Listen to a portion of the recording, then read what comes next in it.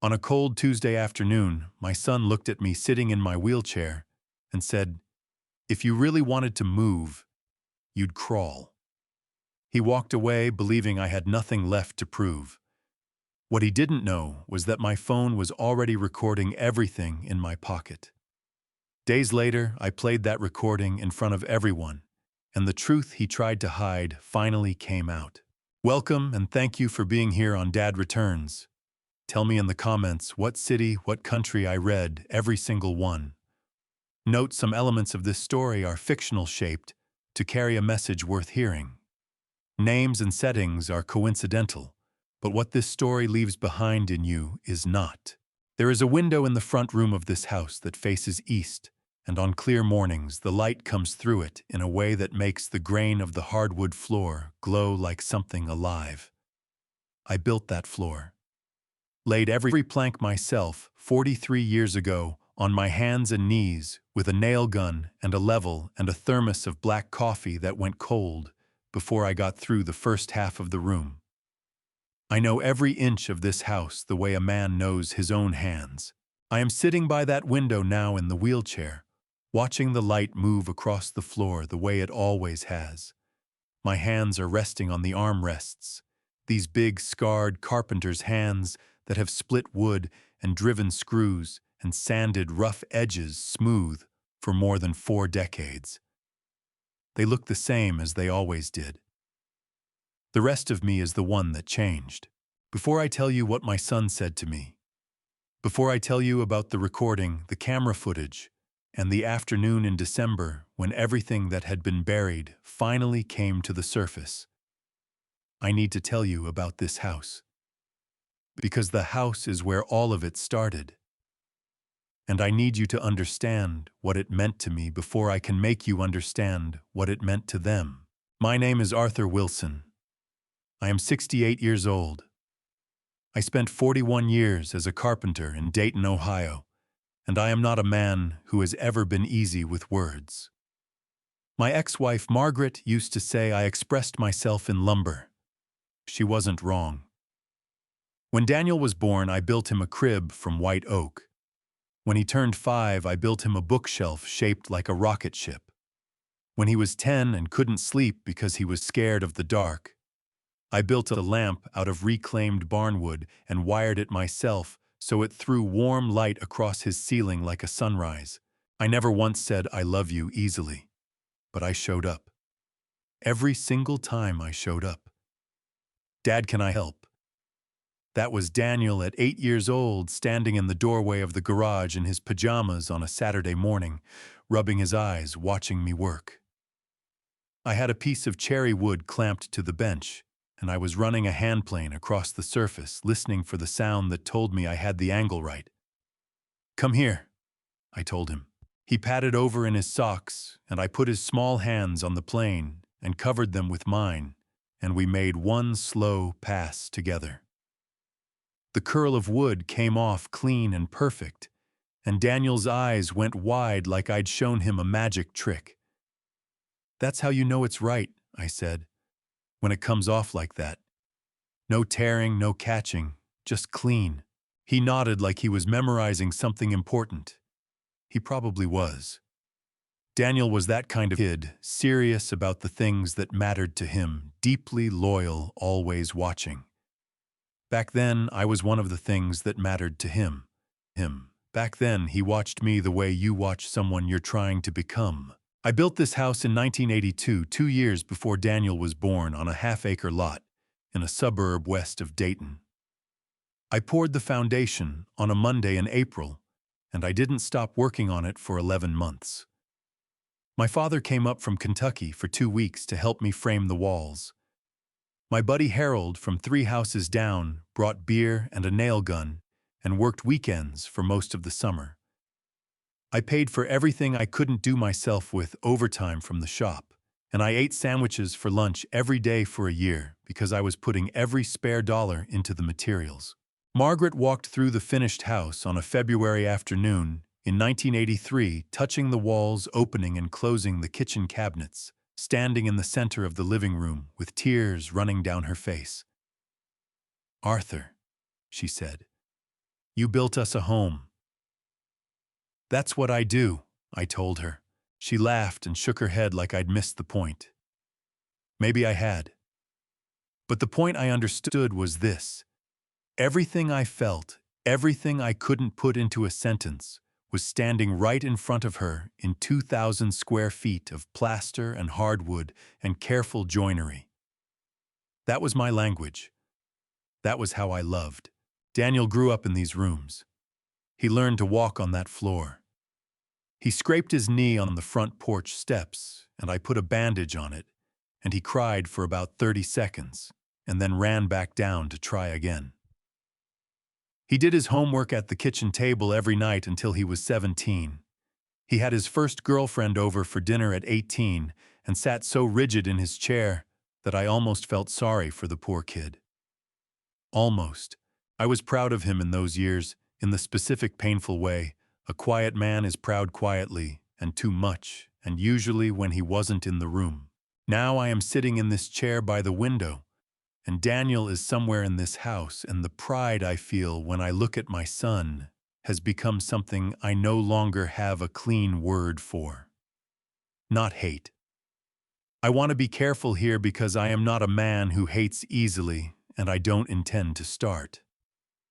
But there is something that has taken up residence in my chest, where the straightforward pride used to live, and it presses outward against my ribs when I hear his footsteps in the hall.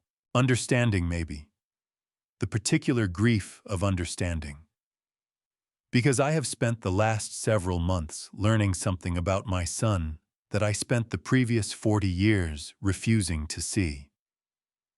Not because the signs weren't there, they were, but because a father who has built everything he loves with his own hands will keep looking at what he made and seeing the best version of it long past the point when an honest man would set down his tools. I set down my tools a while ago, and what I found underneath them changed everything. My hands are still on the armrests of this wheelchair. They are the same hands that built every room in this house, that carried Daniel in from the car when he fell asleep on long drives, that placed his hands on a wood plane one Saturday morning in the garage, and showed him what it sounded like when something was done right. Those hands saved his son's life 3 months ago. And what happened after that? What Daniel said, what Rebecca did, and what I quietly recorded while they believed I had nothing left to fight with, that is the story I am about to tell you. Daniel left home at 22 with a truck I'd serviced myself and a toolbox I'd stocked from my own shop. I stood on the front porch and watched the truck back down the driveway and felt the specific loneliness of a man who has done his job, the job of raising someone until they don't need you anymore, and is left standing in the quiet after. I told myself that was the natural order. A son leaves, a father waves. That's how it's supposed to go. What I didn't account for was that Daniel would keep coming back. Not the way you hope a son comes back with Sunday dinners and help with the gutters and the comfortable rhythm of a family that has grown but stayed close. He came back with problems, which I would have been fine with if the problems had ever stopped coming. The first time was 2018. Daniel called on a Tuesday evening, and I could hear it in his voice before he got 4 words out, that particular tightness a person gets when they've been holding something bad for too long. "I got let go, Dad," he said. "Budget cuts." It wasn't performance-related, they said, but I don't know. Either way, we're a little tight right now. "How tight?" I asked. He told me. I didn't wince, though the number was bigger than I'd expected. I just said, "Okay, give me the account number." "Dad, I'm not asking you to. I know you're not asking," I said. "Give me the number, Daniel." He gave me the number. I transferred the money that same night. He said thank you twice, and then we talked about baseball for 10 minutes, because neither of us knew how to stay in the hard conversation any longer than necessary. That was fine. That was us. The second time was 2020. Different job, same phone call, same voice. A little more worn around the edges. "I hate asking you again," he said. This time he actually did sound ashamed, which I appreciated. Then let's not call it asking, I said. Let's call it family. Rebecca thinks we should be handling this ourselves. Rebecca's right that you should, I said. But right now you're not, and I'm your father, so here's what we're going to do. I transferred the money. We didn't talk about baseball this time. There was a silence on the line that felt different from the first one, heavier. Less like two people who didn't know what to say, and more like a man realizing that the dynamic between him and his father had shifted in a direction he didn't love. He didn't bring it up again. Neither did I. Rebecca entered the picture formally in 2017, though Daniel had mentioned her for about a year before he brought her home. She was sharp, that was the first thing I noticed. Sharp eyes, sharp smile, the kind of conversational instinct that made you feel like you were being sized up even while she was complimenting you. I didn't dislike her. I want to be fair about that. In those early years, I genuinely didn't dislike Rebecca. The first time she came to the house, she stood in the front doorway and looked around the way people do when they're seeing a place for the first time, taking in the ceilings, the floors, the trim work on the windows. Then she turned to me and said, "This is a beautiful house, Dad. So much space." She called me Dad in our first conversation. Some people would have found that warm. I found it interesting, the speed of it, the ease. Like she'd decided something before she even came in the door. I built it myself, I told her. Took about 11 months. Her eyes moved across the living room again. "It must be worth a lot now," she said. "This neighborhood." I looked at Daniel. He was smiling at Rebecca like she'd said something charming. Maybe to him she had. "I don't think about it that way," I said. She smiled back at me, perfectly pleasant, and changed the subject to dinner. By 2022, I had given Daniel just over $47,000 across 4 separate transfers, not counting the weekends I'd spent at his place, fixing plumbing, replacing drywall, and redoing a section of his kitchen floor that a contractor had installed badly. I never invoiced him. I never brought it up at the dinner table. I kept a note in the back of an old address book, not to hold it over him, but the way a carpenter notes his materials. For the record, in case it ever mattered, it mattered. One evening that fall, Daniel and Rebecca had come for dinner, and Noah, who was almost a year old, was asleep in the portable crib I'd set up in the guest room. I came out of the kitchen and found Rebecca standing near the window in the living room, holding her phone up at an angle that made me stop walking. She was taking a photograph of the room, of the ceiling height and the crown molding and the original built-in bookshelves along the east wall. "Just sending something to my sister," she said quickly, lowering the phone. She smiled.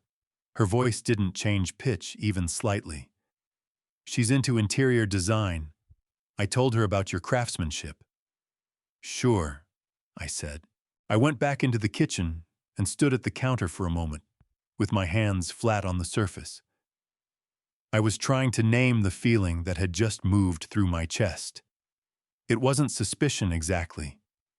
More like the sensation I used to get when a piece of wood looked fine on the surface but felt wrong under the plane, a density that didn't match a grain that was hiding something. I didn't say anything to Daniel that night. I couldn't have told you why, except that I wasn't ready to say a thing out loud that I didn't yet have the evidence to back up. Daniel helped me clear the table after dinner, which he used to do every time he came over. We were loading the dishwasher side by side, and he said without looking up, "You doing okay, Dad? You seem quiet." "I'm always quiet," I said. He laughed. It was a real laugh, the loose, easy laugh he'd had since he was a teenager. For a moment, he was just my kid again, standing in my kitchen in his socks and the $47,000 and the photograph and the strange heaviness of the last few years. all went somewhere else for a second. "Thanks for dinner," he said, "and for, everything." "That's what fathers do," I said. He nodded and went back to the table for more dishes.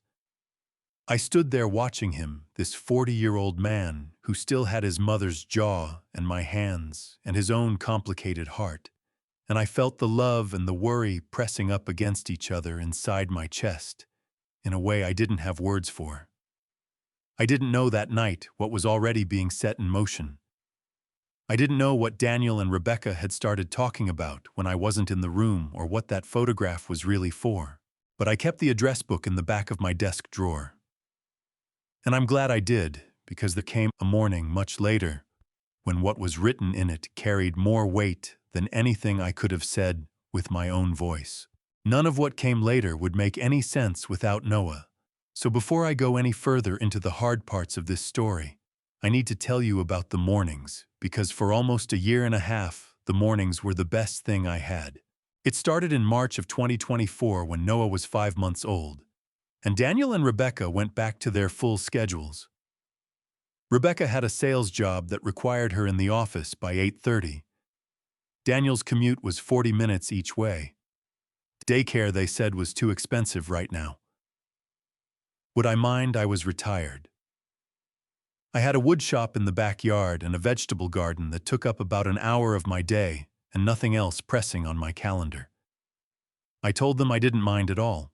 What I didn't tell them was that the moment Daniel set that baby in my arms for the first time on a Monday morning in March, with Noah's head warm against my chest and his tiny fist wrapped around my thumb, something cracked open in me that I hadn't felt in a long time.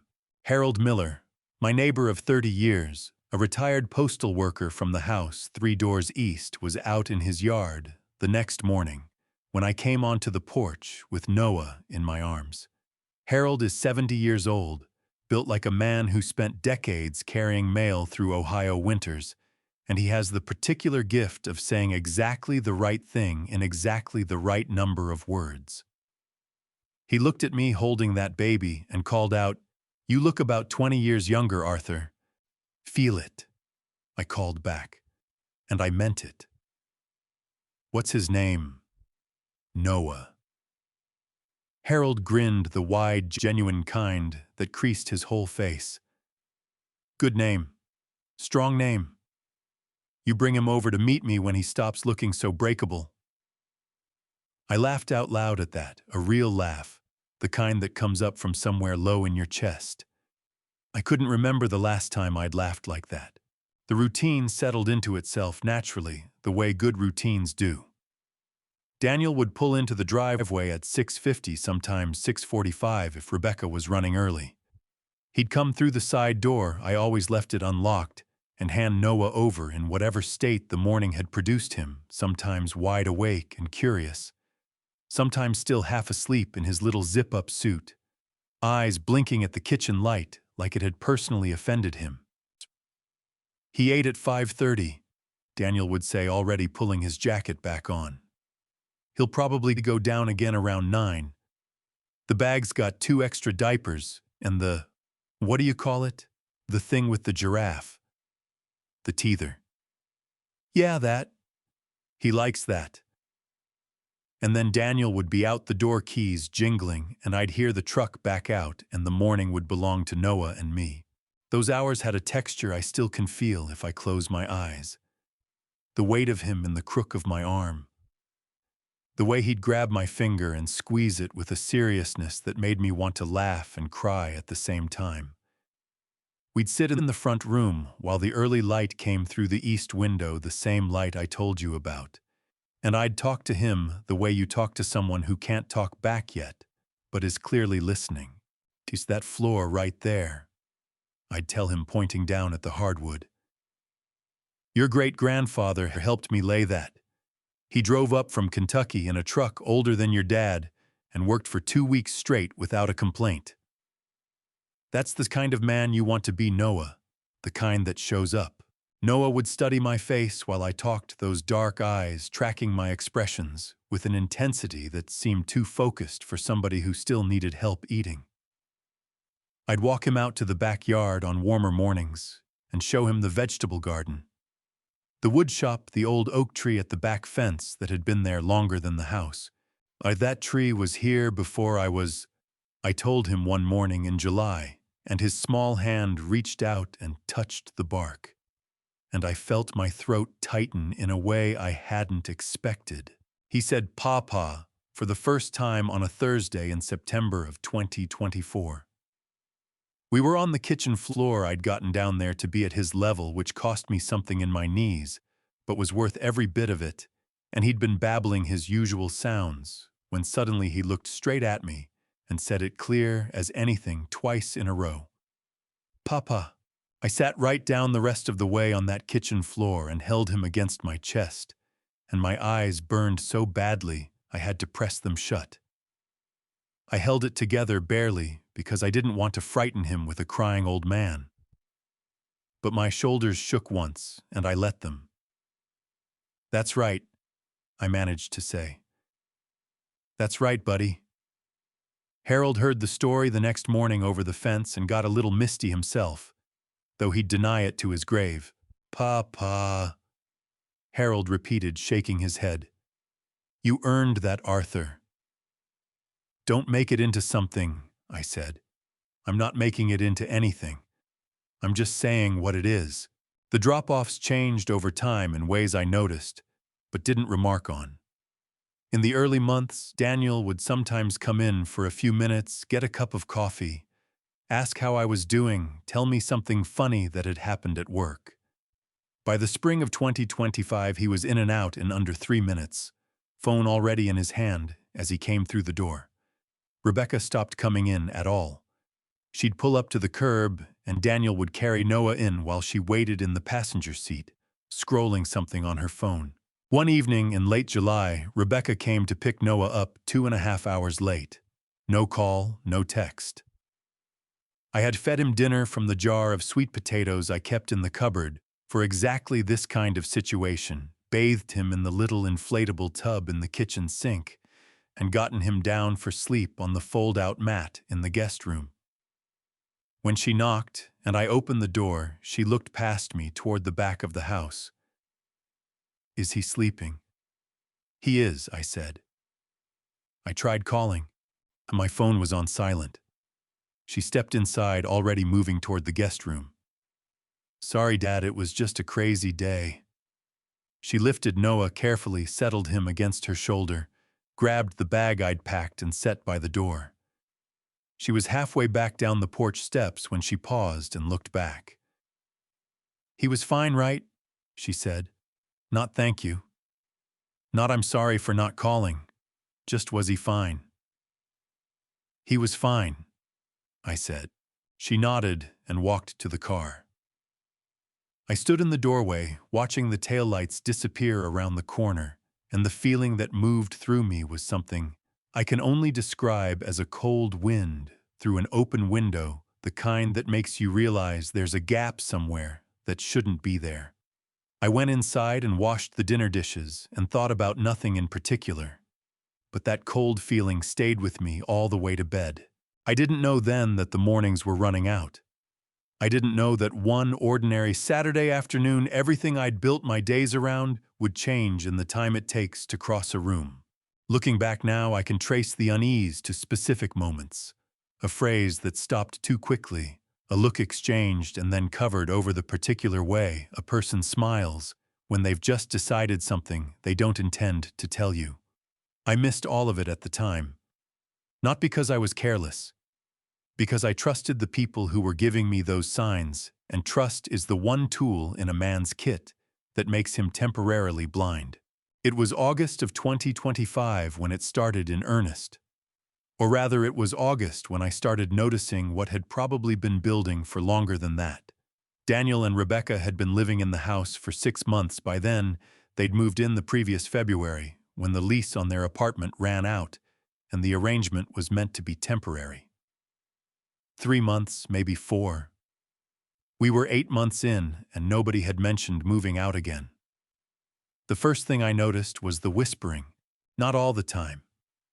just at certain moments when I came down the stairs in the morning earlier than expected, or came in from the backyard through the side door.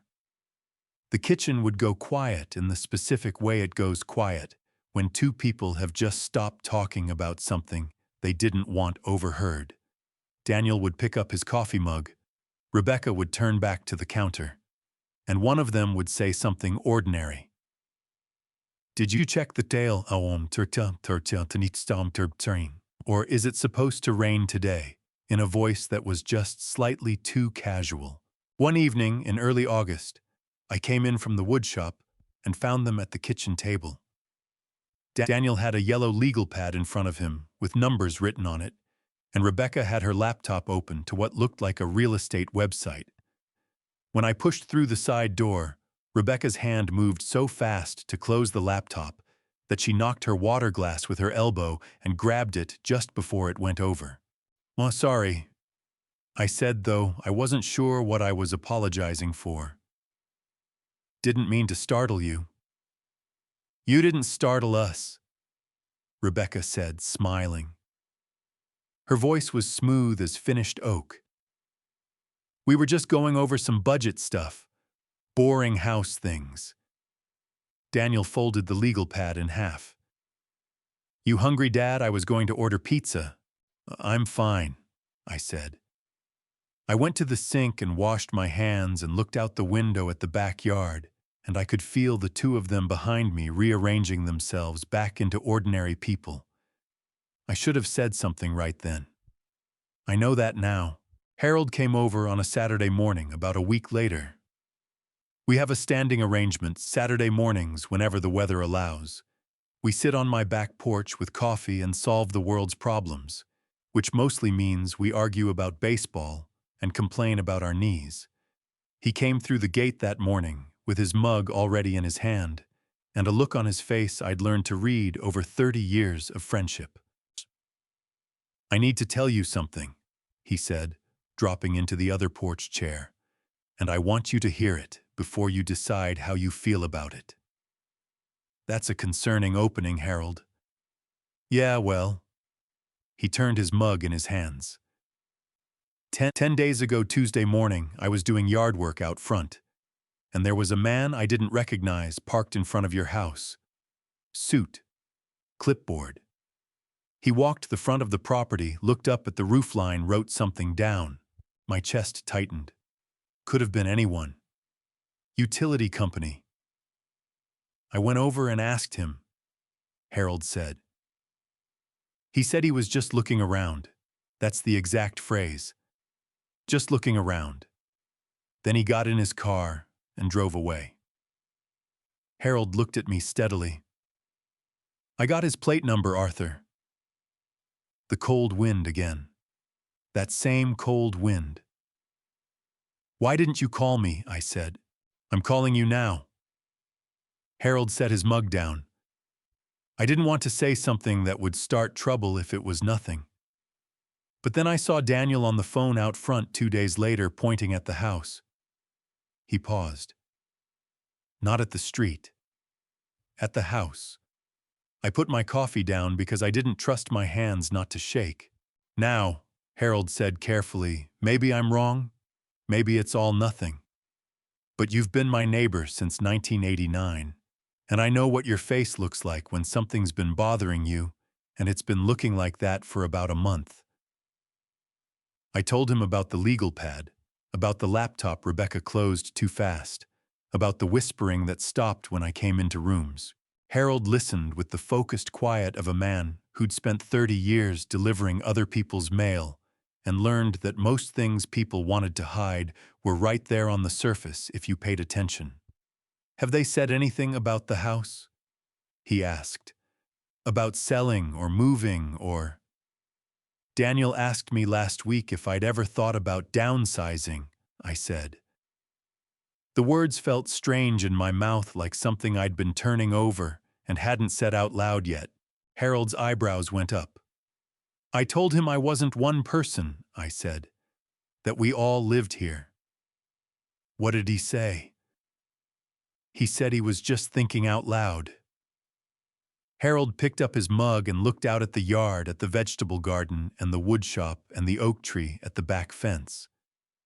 He had the expression of a man who had already arrived at a conclusion and was deciding how hard to push it.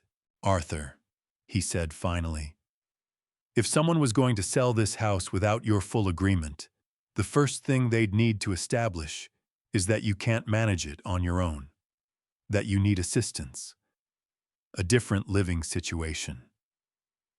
The words landed in my stomach like a dropped hammer.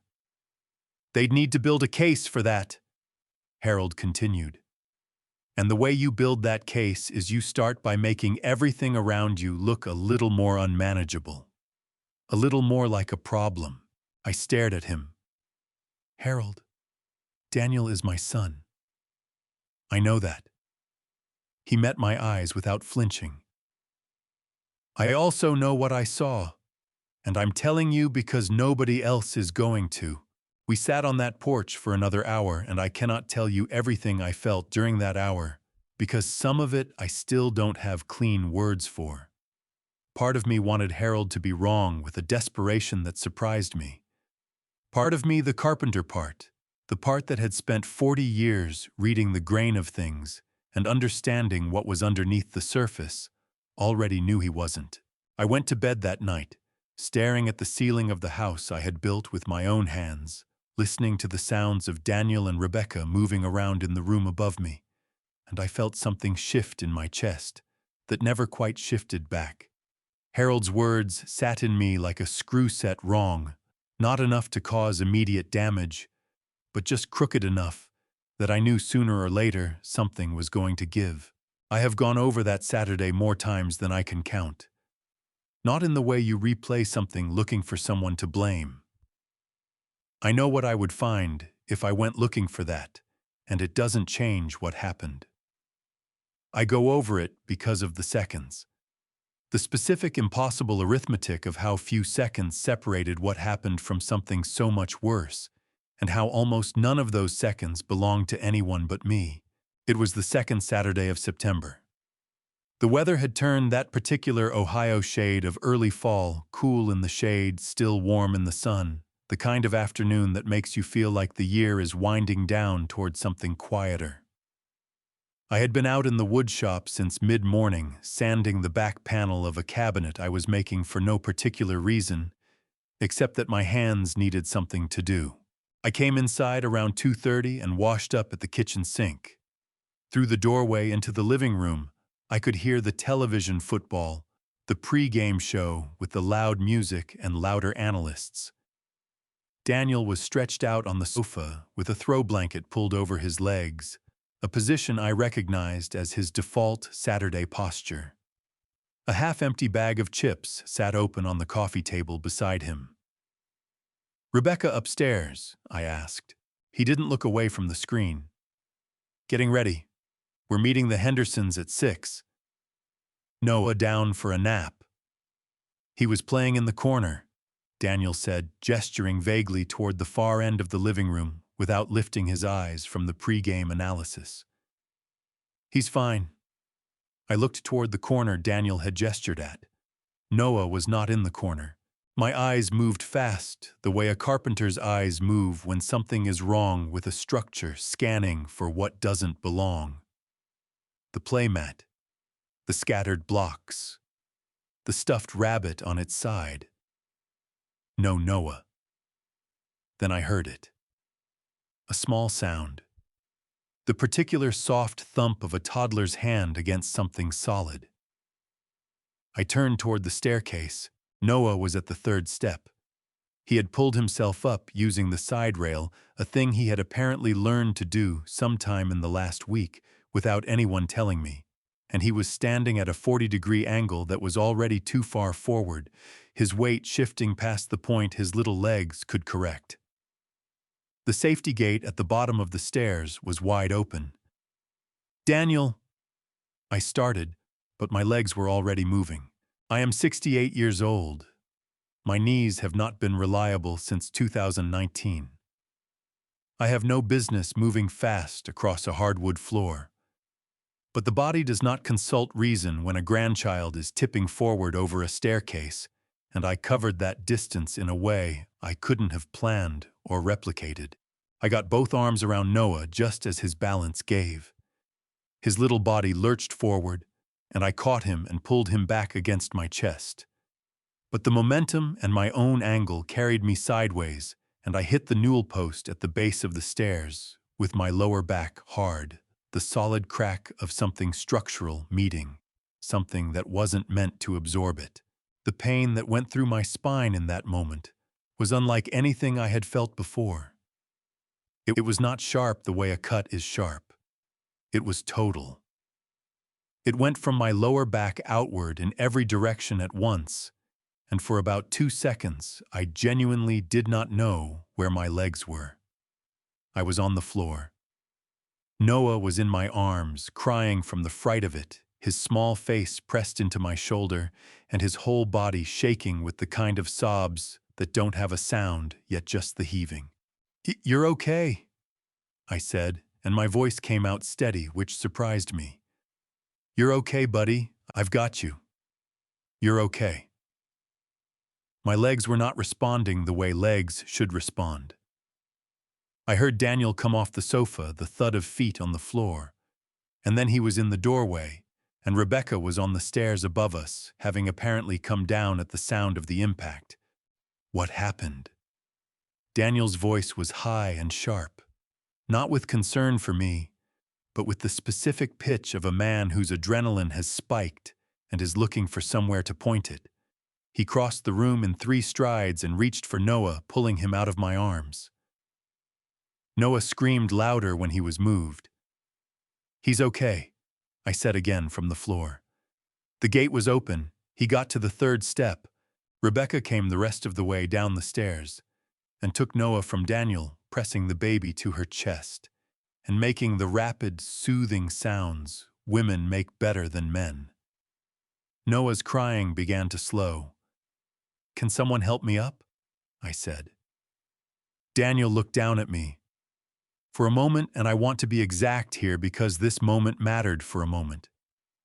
His face went through something complicated, something that looked almost like the recognition of what had just happened and what it had cost. Then he said, "What did you do, Dad? How did he get to the stairs?" The pain in my back flared so hard, my vision went white at the edges.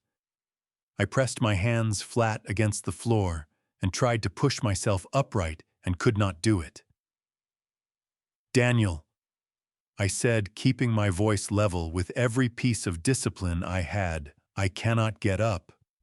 I need you to call 911.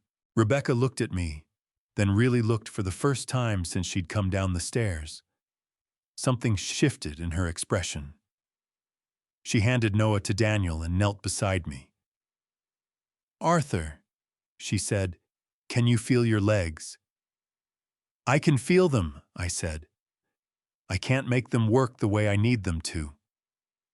She stood back up and took out her phone. I heard her talking to the dispatcher, calm, clear, efficient. I will give her that. I lay on the floor of my own living room, the floor I had laid plank by plank 43 years ago, and I looked up at the ceiling, and I breathed. Noah had stopped crying. I could hear him sniffling against Daniel's shoulder, could hear Daniel's voice going low and soothing, now saying, it's okay, buddy." He was fine. That was the first thought that rose above the pain and stayed there solid as timber. Noah was fine. Whatever was wrong with my back, my grandson was in his father's arms, and he was fine. That was the only thought I allowed myself to have on that floor. The ambulance came in 11 minutes. I counted. The doctor's name was Vasquez, a compact man in his late 40s with efficient hands and the particular bedside manner of someone who had delivered difficult news enough times that he'd learned to do it without making it worse. He told me what I was dealing with before Daniel and Rebecca arrived, which I was grateful for. It meant I didn't have to hear it for the first time in front of them. Lumbar spinal injury, in plain terms damage to the lower spine that had affected the nerve signals running down to my legs. Not a complete severance, he was careful to say. Not paralysis in the permanent sense, but significant enough that I would need a wheelchair during recovery, and significant enough that the recovery timeline was not something he was willing to estimate with any confidence. How long before I can walk normally? I asked. Dr. Vasquez looked at me with the honest eyes of a man who respected his patients enough not to lie to them. I don't know yet, he said. Weeks, possibly months. We'll have a clearer picture after the imaging comes back. But I want you to understand, this is serious, Mr. Wilson. The fact that you're not facing something worse is largely a matter of how you fell. I fell catching my grandson, I said. He nodded. I know. He paused. We'll talk more tomorrow. Rest tonight. He had been gone about 10 minutes when Daniel and Rebecca came through the door. Noah was with a neighbor, I learned that later. Daniel came in first, still in the jeans and flannel he'd been wearing on the sofa, his hair not quite right, like he'd run his hands through it too many times on the drive over. Rebecca was behind him, her coat over her arm, her face arranged into an expression of concern so smooth I couldn't find the seams. Dad. Daniel came to the side of the bed and gripped the rail with both hands. His knuckles went white. Dad, what did the doctor say? Lumbar spinal injury, I said. I'll need a wheelchair while it heals. Possibly several months. Daniel's jaw tightened. He looked down at the bed rail, then back up at me. Okay, he said. Okay, we'll figure it out. Rebecca moved to the other side of the bed. Of course we will, she said warmly. Whatever you need, Dad. There was a beat, a single beat, where everything hung in an ordinary balance, and something decent could have happened. Daniel could have asked if I was in pain. Rebecca could have asked what the therapy would look like. There were 100 things either of them could have said that would have meant something. Daniel said, "What exactly happened? Walk me through it." My chest tightened so hard I felt it in my throat. What happened? I said carefully. Is that Noah got to the third step because the safety gate was open. I saw him losing his balance, and I got to him. But how did he get that far? Daniel pressed his voice, climbing. I mean, you were in the living room, weren't you? You were right there. I was in the kitchen, I said. I had just come in from the shop, so nobody was watching him, Daniel said. The words came out hot and fast, like he'd been holding them since the ambulance left. I looked at my son.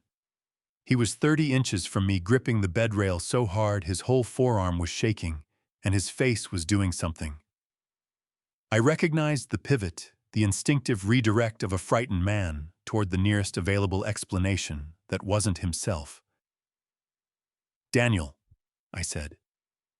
The gate was open. I thought it was latched, he said. I always latch it. Rebecca's voice came in smooth and low from the other side of the bed. Nobody's blaming anyone, she said in the tone of a woman who was absolutely blaming someone. We just want to understand what happened, so it doesn't happen again. And honestly, Arthur, she paused, tilting her head in that particular way she had. If you had just called out to one of us instead of trying to move that fast, the pain in my back chose that exact moment to send a white-hot current down through my left hip, and I exhaled through my teeth and pressed my head back against the pillow. Rebecca, I said when the wave had passed. I had about 2 seconds. I know, she said quickly, touching my arm with her fingers in a gesture that looked like comfort and felt like something being cataloged. We're just upset. We're scared for you. I looked at the ceiling. I thought about Noah's weight in my arms. I thought about the sound my back had made when I hit that post. I thought about 11 minutes on a hardwood floor I had built myself, counting the seconds while I waited for the ambulance. Then I looked back at Daniel. He had let go of the bed rail. He was standing with his arms at his sides now, and the hot urgency had drained out of his face and left something else behind, something flatter and harder to name. He wasn't looking at me with relief that I was alive. He was looking at me the way you look at a problem you're trying to figure out how to manage. The doctor appeared in the doorway, then checking in before the end of his shift. His eyes moved across the three of us in the room with the practiced efficiency of someone who had seen many versions of this scene, and something in his assessment sharpened briefly before his face went neutral again. "Mr. Wilson," he said, addressing me directly, "I'll have the physical therapy coordinator stop by in the morning to start going over your recovery plan. It'll be important to begin as soon as you're stable." "Thank you, Doctor," Rebecca said, turning toward him with her full attention, as if the last 3 minutes had not just happened. Dr. Vasquez didn't look at Rebecca. He kept his eyes on me. "Get some rest tonight," he said. "We'll talk in the morning." He was gone before anyone could say anything else. I watched the empty doorway for a moment after he left, thinking about the way his eyes had sharpened when he walked in. Doctors who have seen enough will notice things without saying them. And I had the distinct feeling that Dr. Vasquez had noticed something he intended to remember. Daniel said he'd come back in the morning. Rebecca said to call if I needed anything. They left together, their footsteps fading down the hospital corridor, and I lay in that bed in the quiet and felt the full weight of what had just happened settle into my bones alongside the pain. Not the fall. I could live with the fall. What settled into me was the question Daniel had chosen to ask first. Not, "Dad, are you in pain?" Not, "Dad, we're so glad you got to him in time." What settled into me was, what exactly happened? Walk me through it. The words of a man already building a story. They brought me home from the hospital on a Wednesday. By Friday, Daniel had posted 3 photographs on Facebook. I know this because Harold told me. I don't have a Facebook account, never saw the point of announcing my life to people I could just as easily call on the phone. But Harold does. And Harold follows Daniel because that is the kind of thorough, quietly watchful man Harold has always been. He came over that Saturday morning with his phone already in his hand, and the particular expression he gets when he has something to show me that he knows I won't enjoy seeing. "Before I show you this," Harold said, settling into the chair across from my wheelchair at the kitchen table, "I want you to know I went back and forth about it, but I decided you needed to see it. Just show me Harold." He turned the phone around. The first photograph was of me in the wheelchair in the front room, taken from slightly above and to the left, a careful angle that caught the morning light coming through the east window and made the whole scene look warm and intentional. I was looking down at something in my lap, which meant I hadn't known the picture was being taken. The caption read, "Taking care of my dad today. Family always comes first." There were 847 likes. My stomach dropped straight through the floor. "Keep going," I said, because I could see there were more. The second photograph was Daniel sitting on the edge of the sofa nearest my wheelchair, leaning forward with his elbows on his knees, his face turned toward me in what looked like deep, attentive conversation. In the picture, I appeared to be talking. I had no memory of this being taken whatsoever. Caption, "Dad and I catching up. Grateful for every day." The third was Noah in my arms, a real moment. A good moment one afternoon when Daniel had brought him in, and the baby had reached up and grabbed my collar with both fists. It was a beautiful photograph. Caption, "3 generations. So much love in this house." I looked at that third one for a long time. Then I handed the phone back to Harold. "When was the last one posted?" I asked. Yesterday afternoon, Harold said. 4:17 p.m. What was happening in this house at 4:17 yesterday afternoon? Harold leaned back in his chair and crossed his arms. You tell me. I was alone in this room, I said. Daniel left for the gym at 3:30. Rebecca took Noah to her mother's. I ate a sandwich by myself and watched the news. Harold's jaw tightened. He set the phone face down on the table with a controlled precision that told me exactly how angry he was on my behalf. Arthur, he said, his voice low and careful, do you understand what he's doing? I'm starting to, I said. He's building a public record, Harold said. Everybody who sees those photos thinks he's over here every day, thinks he's the one holding things together. He tapped the back of the phone with one finger. And you can't contradict it because you're not on there. My hands were resting on the armrests of the wheelchair, and I noticed that my right hand had curled into a fist without my intending it. I opened it deliberately, finger by finger. The first photo, I said. The one of me by the window. I didn't know he took that. No, Harold said. You didn't. The reality of that landed somewhere deep and cold in my chest. My own son had photographed me without my knowledge in my own home, in my own wheelchair, and posted it to the internet as evidence of his devotion. The violation of it was so specific and so strange that I almost couldn't hold it in my mind all at once. The real kicker, Harold said, and now his voice had gone rough at the edges the way it does when he's genuinely furious, is the caption on that first one. Family always comes first. He shook his head hard. Arthur, he missed your follow-up appointment on Monday. The pain of that hit differently than the physical pain. The physical pain I had learned to manage to breathe through, to work around. This was a different kind, the kind that sits behind the sternum and doesn't respond to anything. I know, I said. You rescheduled it yourself, Harold said. From that wheelchair, you made the call yourself. I know, Harold. He was home, Harold said. I saw his truck in the driveway. I pressed my lips together hard to keep my face from doing something I didn't want it to do. The burning behind my eyes was not something I was willing to give way to, not in front of Harold, not in front of anyone.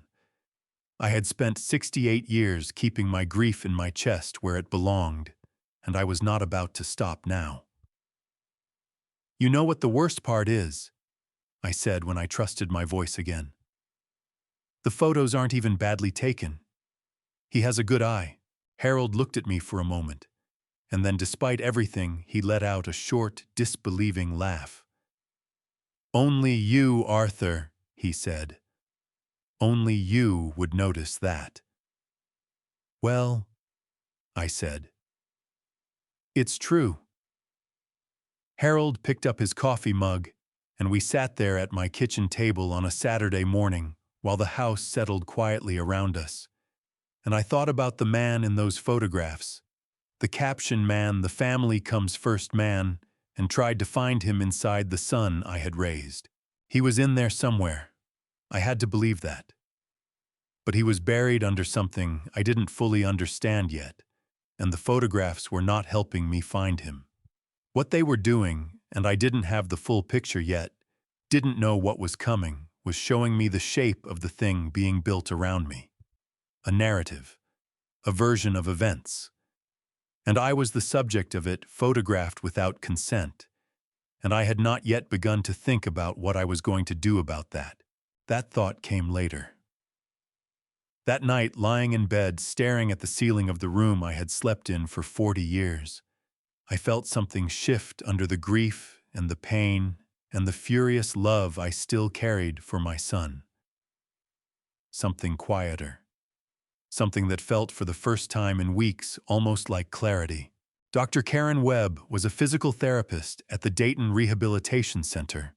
A no-nonsense woman in her mid-40s with close-cropped hair and the kind of direct eye contact that tells you immediately she is not going to tell you anything other than the truth. I liked her from the first session.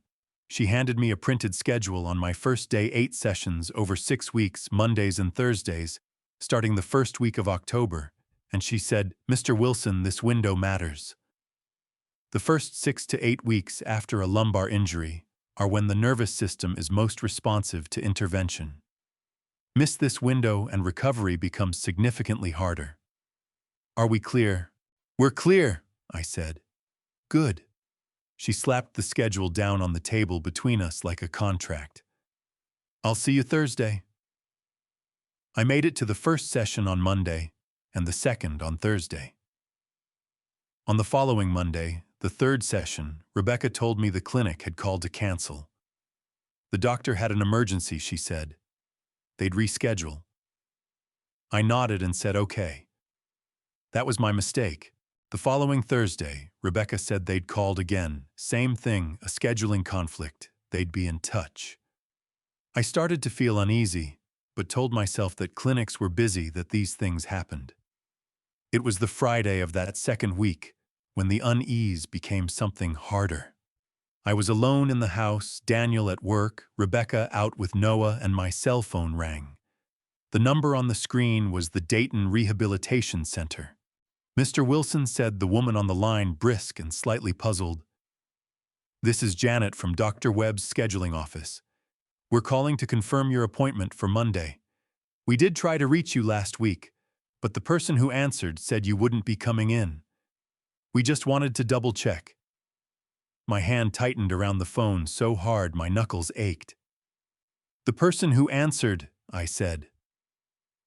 "On this number." "On the home line, yes, sir. Tuesday of last week around 10 in the morning." I pressed my back against the wheelchair and made myself breathe slowly the way Dr. Webb had taught me. In through the nose, out through the mouth. Keep the body calm even when the mind is running hot. "I'll be there Monday," I said. "Thank you for calling." I set the phone down on the table and stared at it for a long moment, my heart hammering in a way that had nothing to do with my spine. Tuesday of last week at 10 in the morning. I had been in this room.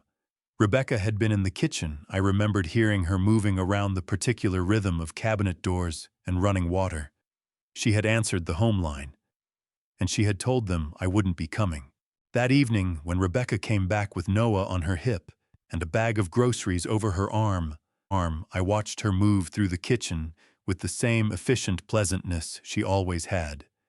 And I thought about how to approach this. I had been a carpenter for 40 years. I knew that when you suspected a structural flaw, you didn't attack it blindly, you probed. Carefully. You listened for the hollow sound. "Rebecca," I said from the doorway, "did the rehab clinic call last week?" She set the grocery bag on the counter and turned to me with open, easy eyes. Not a flicker. "No," she said simply. "If they'd called, I would have come and gotten you right away, Dad. You know that." She turned back to the groceries. The lying was so clean, so practiced, so entirely without hesitation, that it knocked the breath out of me for a second. Not the anger, the breathlessness. The specific shock of watching someone look you in the face and say a false thing with the same voice and expression they'd use for the truth. I went back to the front room, and I sat in that wheelchair, and my hands were shaking, not from weakness, but from the effort of holding everything still on the outside, while something roared through me on the inside. Harold came by the next afternoon unannounced, the way he sometimes does when he's been thinking about something. "You look terrible," he said by way of greeting, dropping into the kitchen chair. "Thank you, Harold." "What happened?" I told him about the phone call from Janet at the clinic. I told him what Rebecca had said when I asked her. Harold listened without interrupting, which is one of the things I have always valued about him. He lets you finish the whole sentence before he starts forming his response. When I was done, He leaned forward with his elbows on the table and said, "Arthur, do you have a phone that only you use, not the house line? Your cell, I mean, does anyone else have access to it?" No," I said. "Why?" Harold's expression went very deliberate. "Because if I were trying to slow down someone's recovery," he said quietly, "the first thing I'd do is make sure they missed as much of the critical window as possible. And the easiest way to do that is to intercept the appointments," I said. Harold nodded once, slow and heavy. The room felt different after he said it out loud. Not smaller, bigger actually, in the way rooms get when you suddenly understand how much space a truth takes up. "Harold Imheis," I said, and my voice came out rougher than I intended. "I have been in this chair for 3 weeks, and in those 3 weeks my son has posted photographs of himself caring for me that were taken without my knowledge. My daughter-in-law has canceled my physical therapy appointments and lied to my face about it. And I stopped, pressed my fist against my sternum where the burning was. "I am trying very hard," I said, "not to jump to a conclusion I can't take back." Harold reached across the table and put his hand over my fist.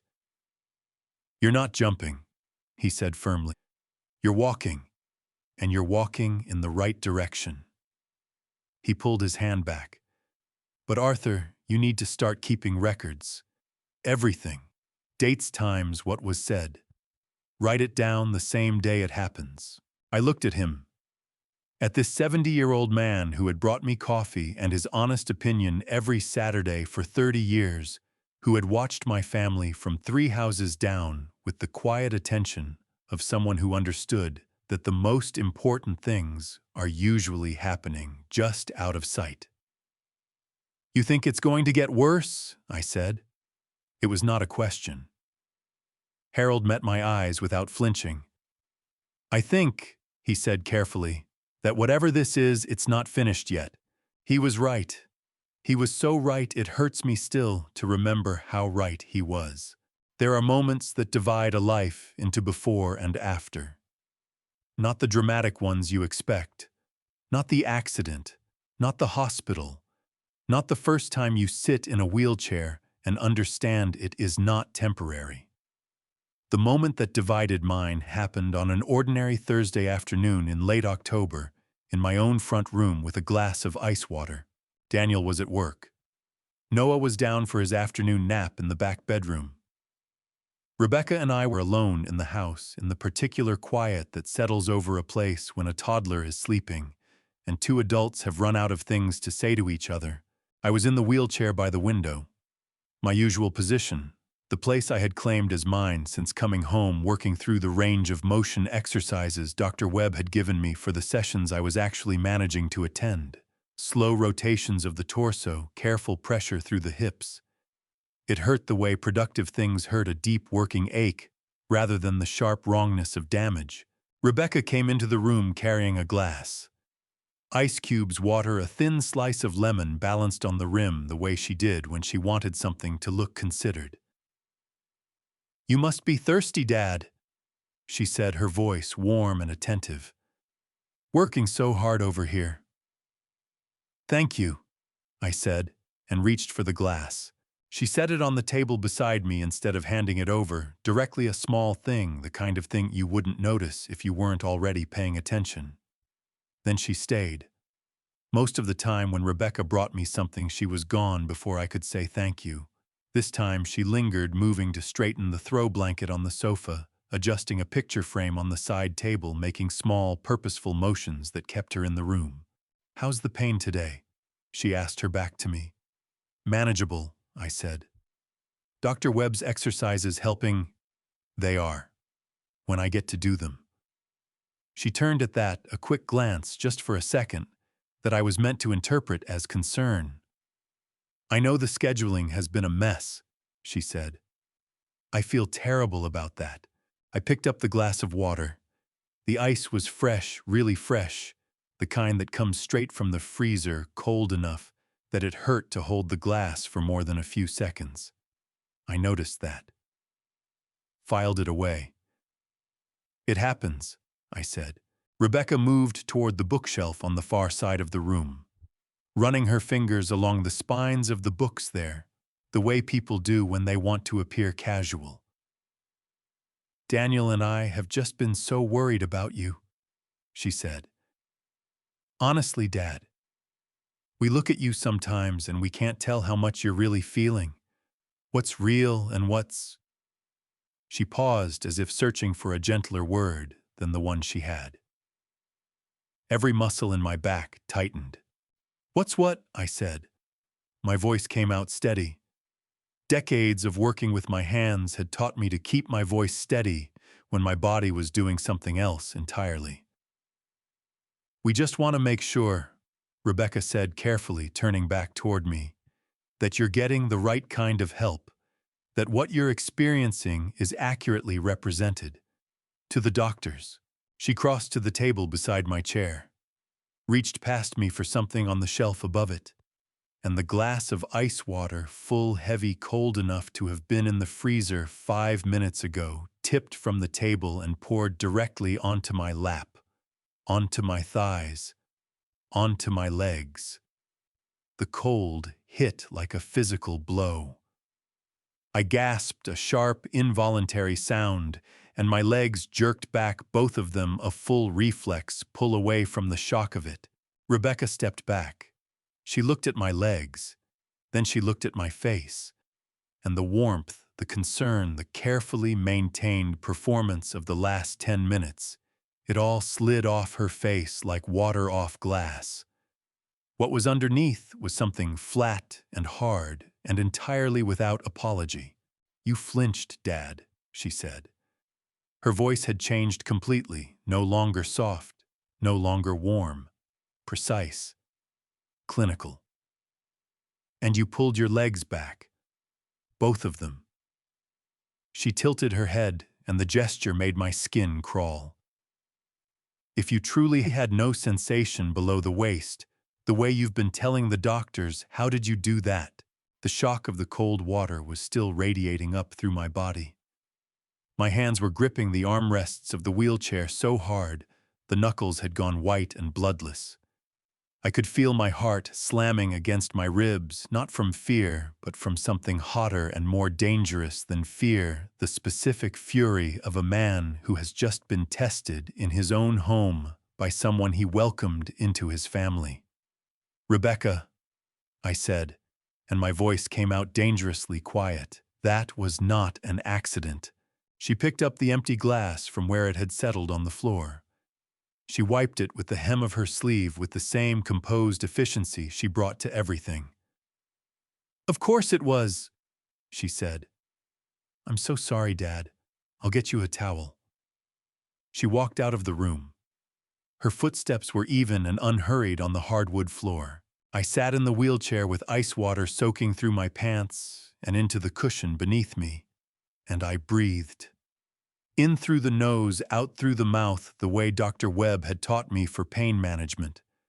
I used it now for something Dr. Webb had not anticipated needing to teach me, the management of a rage so profound and so cold, it felt almost structural, like something load-bearing.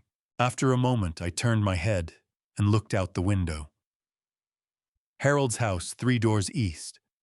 His side yard, the fence line, the corner of the shed, where I knew now that he kept his outdoor camera angled toward the street and toward the front of my property. Toward the window I was sitting in. The camera. Harold's camera. A thought moved through me slowly, the way large things move, not fast, but with a weight that displaced everything around it.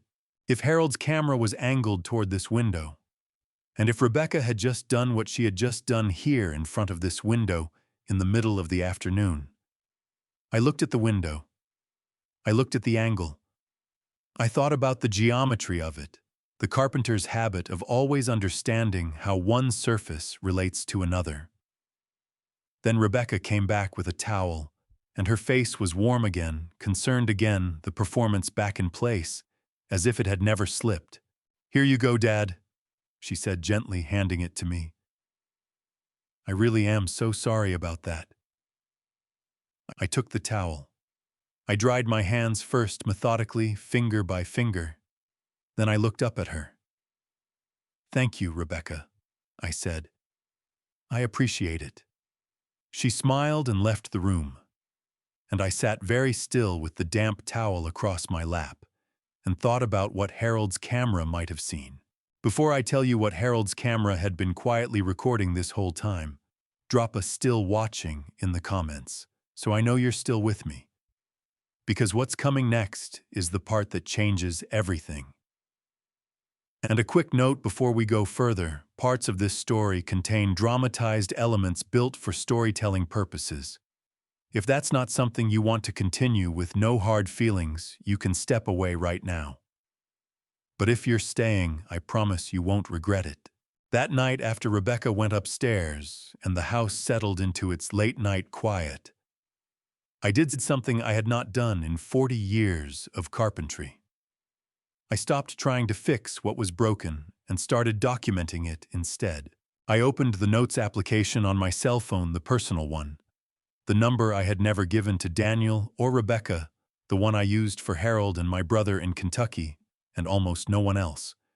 I dated the entry, October 23rd, and then I typed slowly with the deliberate two-finger method of a man who learned to type before personal computers existed everything that had happened that afternoon. The glass, the angle of the pour, the precise words Rebecca had used, the expression on her face when the warmth came off it, the way her footsteps had sounded leaving the room even unhurried, completely unbothered. I typed it all. Then I went back and added the dates of the canceled therapy appointments, the date Janet from the clinic had called, the exact words Rebecca had said when I asked her about it, the date Daniel had taken the photograph of me by the window without my knowledge, the amount of time he had spent in the house on each of the days he had posted those photographs. By the time I finished, it was past midnight. My back ached from sitting in the wheelchair without proper support. But I stayed where I was, because I was not done yet. I went into the settings on my phone and found the voice memo application. I set it to record and placed the phone on the small table beside my chair, the same table the ice water glass had sat on that afternoon. I did a test, said a few words into it, played them back. The audio was clear. The phone picked up sound from across the room without difficulty. Ohio law, as I understood it from a conversation with my brother-in-law years back, allowed a person to record any conversation they were personally part of without telling the other parties. One-party consent, he had called it. As long as I was in the room and part of the conversation, the recording was legal. I intended to be in every room and part of every conversation from this point forward. The next morning, I called Harold before he had time to come to me. "May I come over?" I said when he picked up. "Side door. Now if you can." He was there in 8 minutes, still in his jacket, coffee thermos in hand. He came through the side door and stopped when he saw my face. "What happened?" he said immediately. "Yesterday afternoon," I said. "Rebecca, I need to ask you something and I need you to answer me straight." "Always," Harold said, dropping into the kitchen chair. "Your camera," I said. "The one on the side of your shed. What angle does it cover?"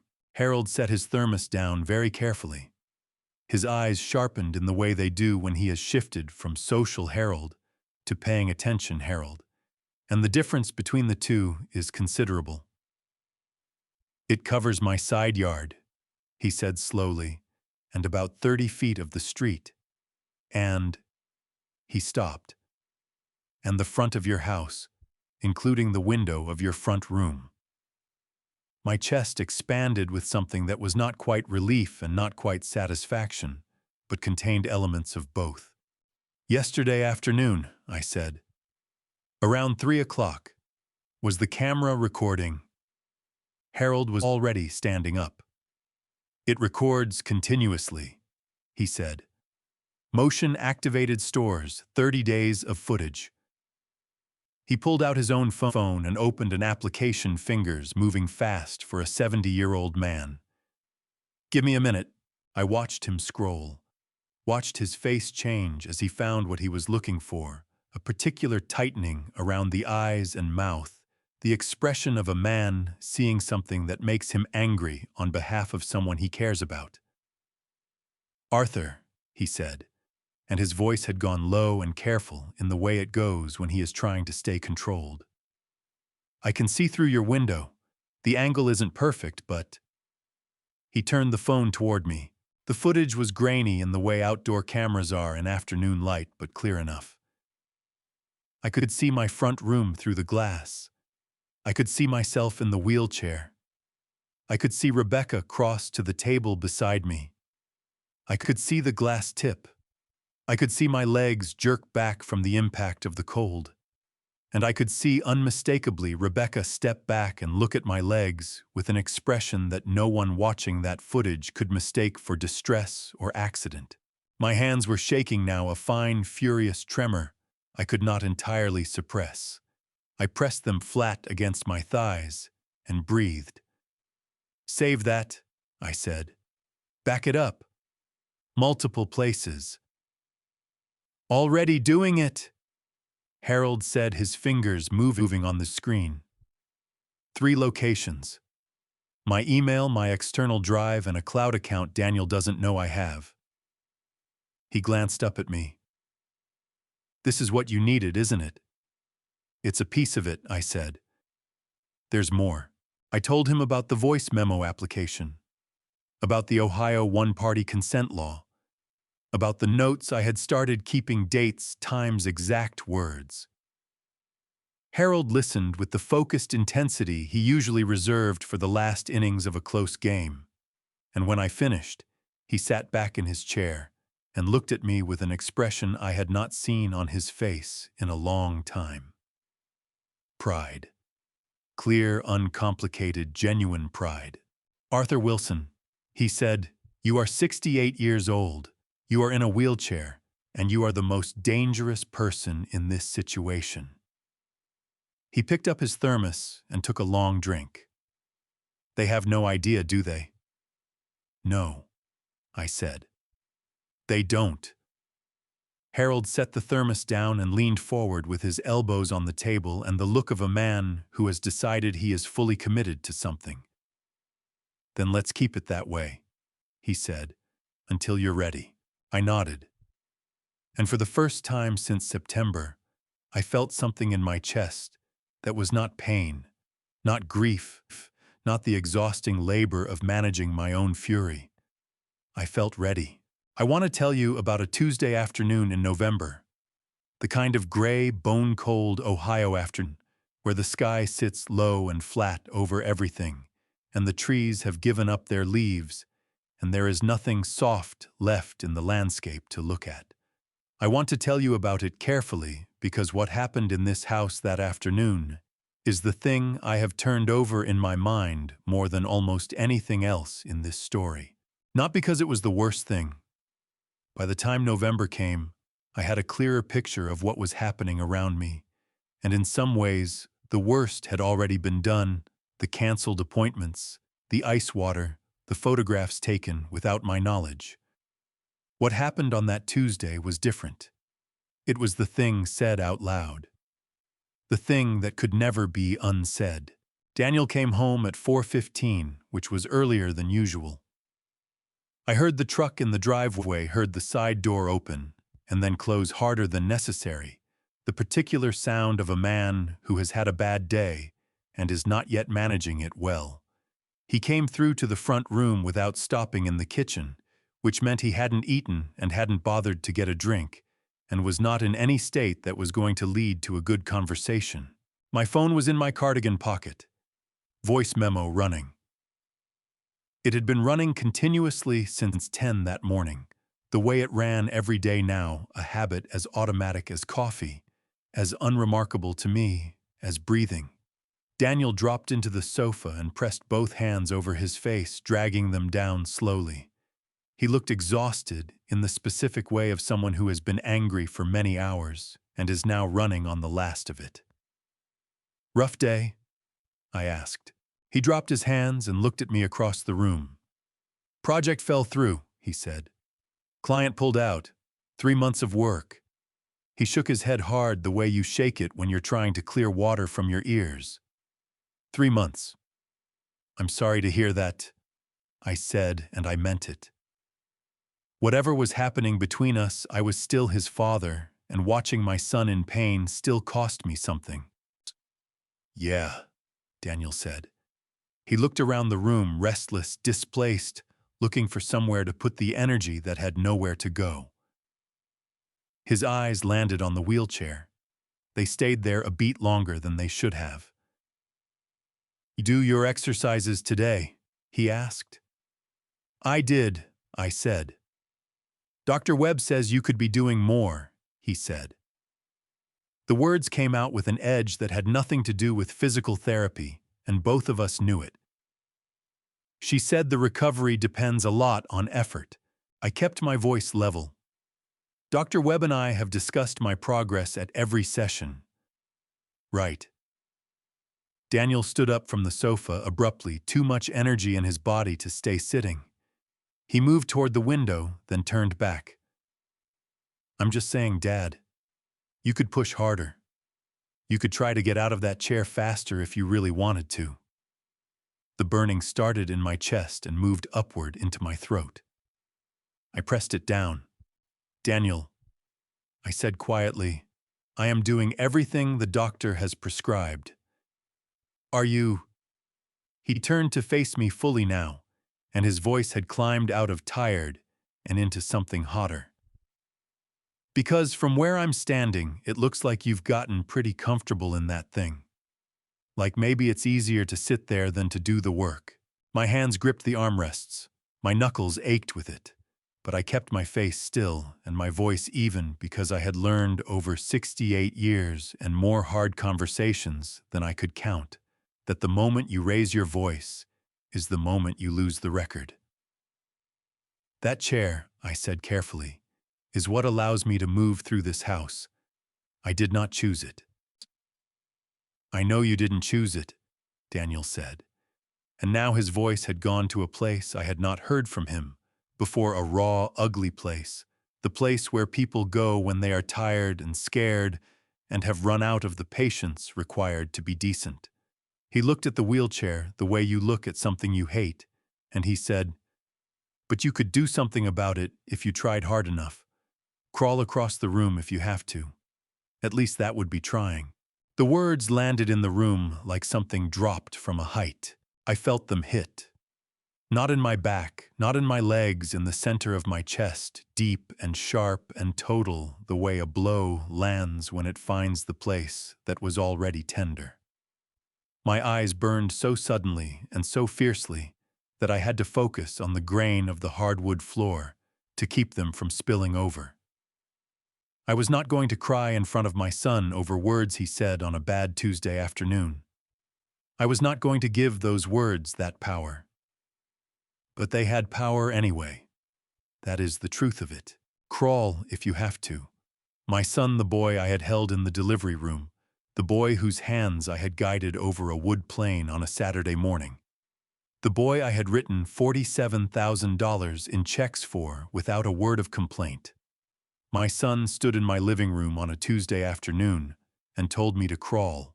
Daniel seemed to realize a second after the words left his mouth that he had crossed something. His jaw tightened. He looked away from the wheelchair and toward the window, and something moved across his face that I might have called shame if I had been in a more generous frame of mind. "I'm going to go change," he said. His voice flattened out again. "Rebecca's picking up dinner." He walked past me toward the hallway. His footsteps went up the stairs. The house absorbed the sound of him, and I sat in my chair with the burning behind my eyes and the ache in my chest and my phone in my cardigan pocket still recording. I reached into my pocket and touched the phone with my fingertips, just touched it, just confirmed it was there, warm from being against my body all afternoon. Then I took it out, slowly opened the voice memo, and watched the timer running. 43 minutes and 17 seconds of audio, starting from 10 that morning, containing somewhere in the middle of it every single word my son had just said. I saved it, labeled it November Tuesday, set it to back up automatically to the cloud account Harold had helped me set up.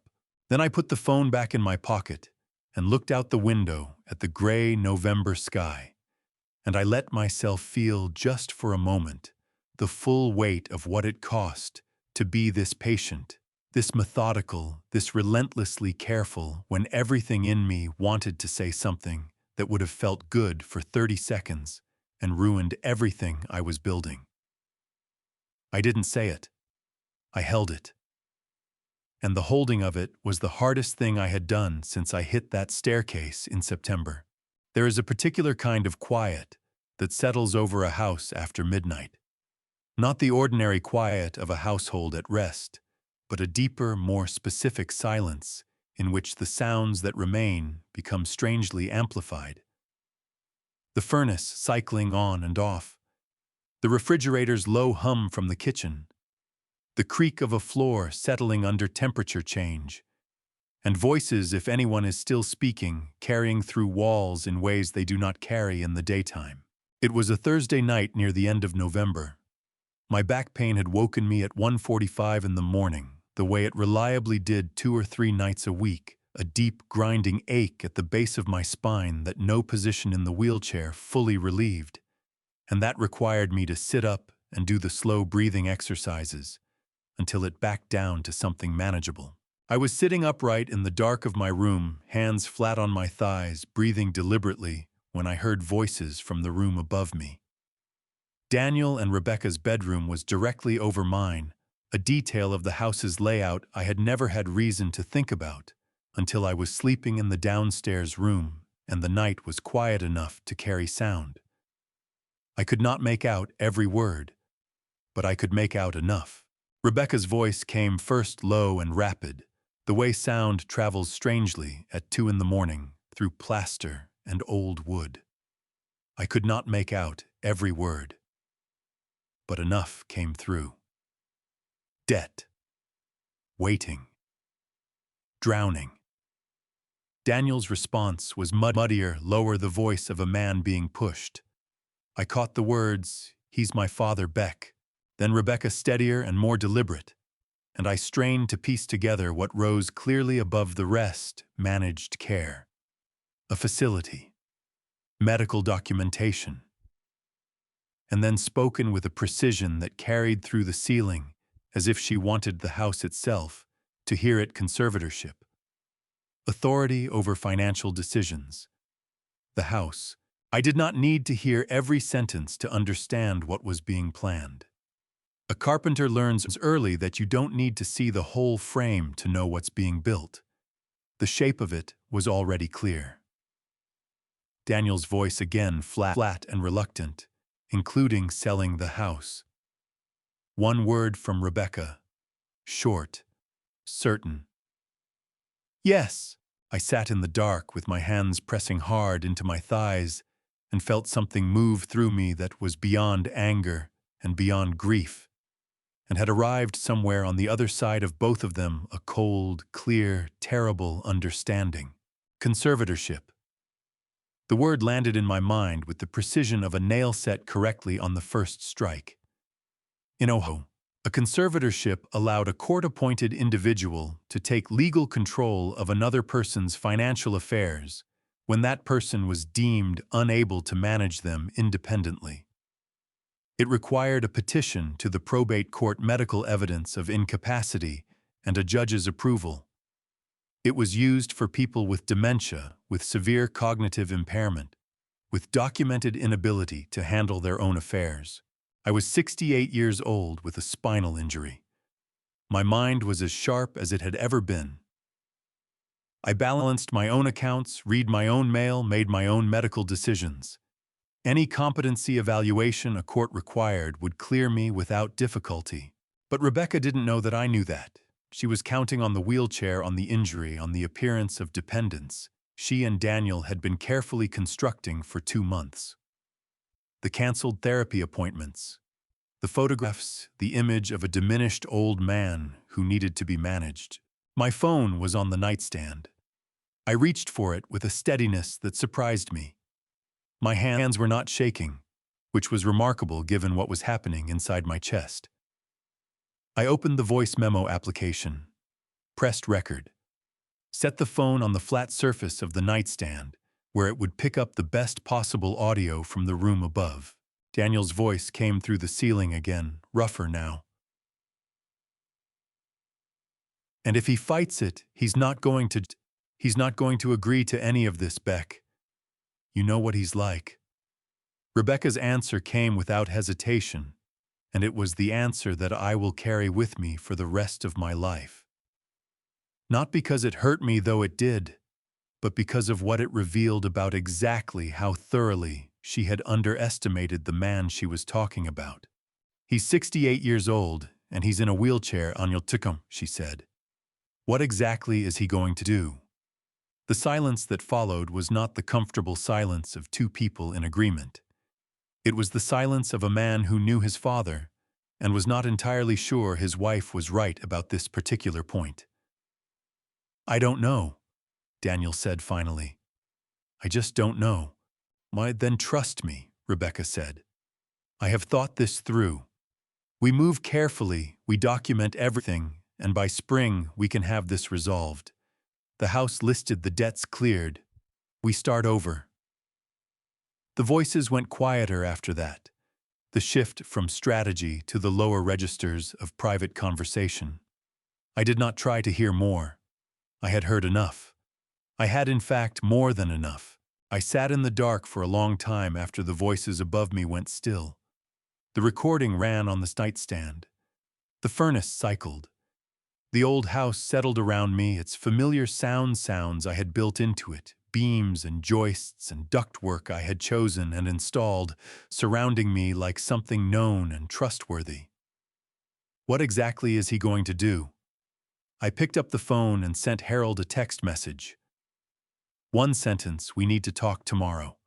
Bring everything you have. Then I set the phone down and sat in the dark and thought about what I was going to do. I had been a carpenter for 40 years. I had built things from the ground up with my hands in the cold and the heat on bad knees and a bad back with inadequate materials and impossible deadlines. I had never once started a job I did not finish. I was not going to start now. The plan that was forming in my mind, in that dark room in the quiet after midnight, was not built from anger.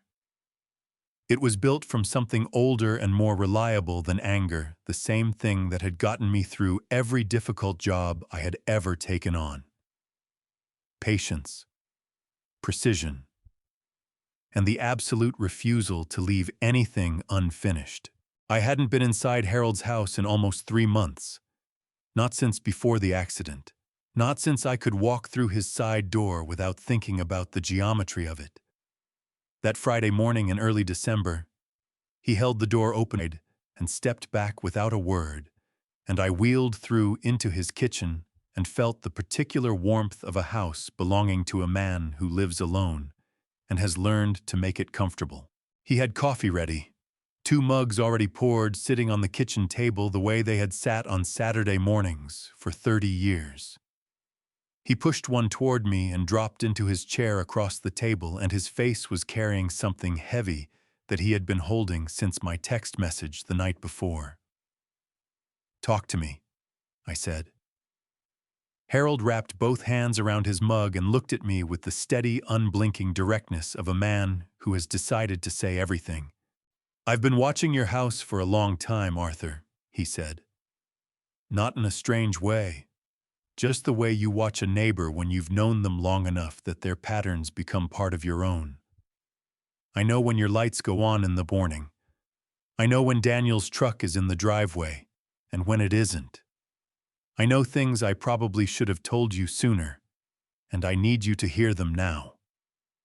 "Then tell me," I said. Harold took a breath. Daniel changed about 18 months ago. I don't mean gradually, I mean I noticed a specific shift. The way he looked at the house when he pulled into the driveway. Before he'd look at the door, the way you look at a place you're going into. After he started looking at the roof line, the foundation, the lot line. Harold's jaw tightened. The way an appraiser looks at a property. The coffee was hot against my palms, and I held it there using the heat to stay focused. "No, you didn't say anything," I said. "Not an accusation, just a fact." "I didn't have anything concrete to say." Harold said, his voice roughening with what I recognized as guilt. "I had a feeling. And you can't walk up to your neighbor and say, 'I have a feeling your son is looking at your house wrong.'" He shook his head hard. "I should have found a way. I know that now, and it keeps me up at night." "Harold, let me finish," he said firmly. "Because there's more and you need all of it." He reached into the inside pocket of his jacket and pulled out a folded piece of paper. Set it on the table between us. I looked at it, but didn't touch it yet. "The man in the suit," Harold said. "August. I told you I got his license plate." He tapped the paper.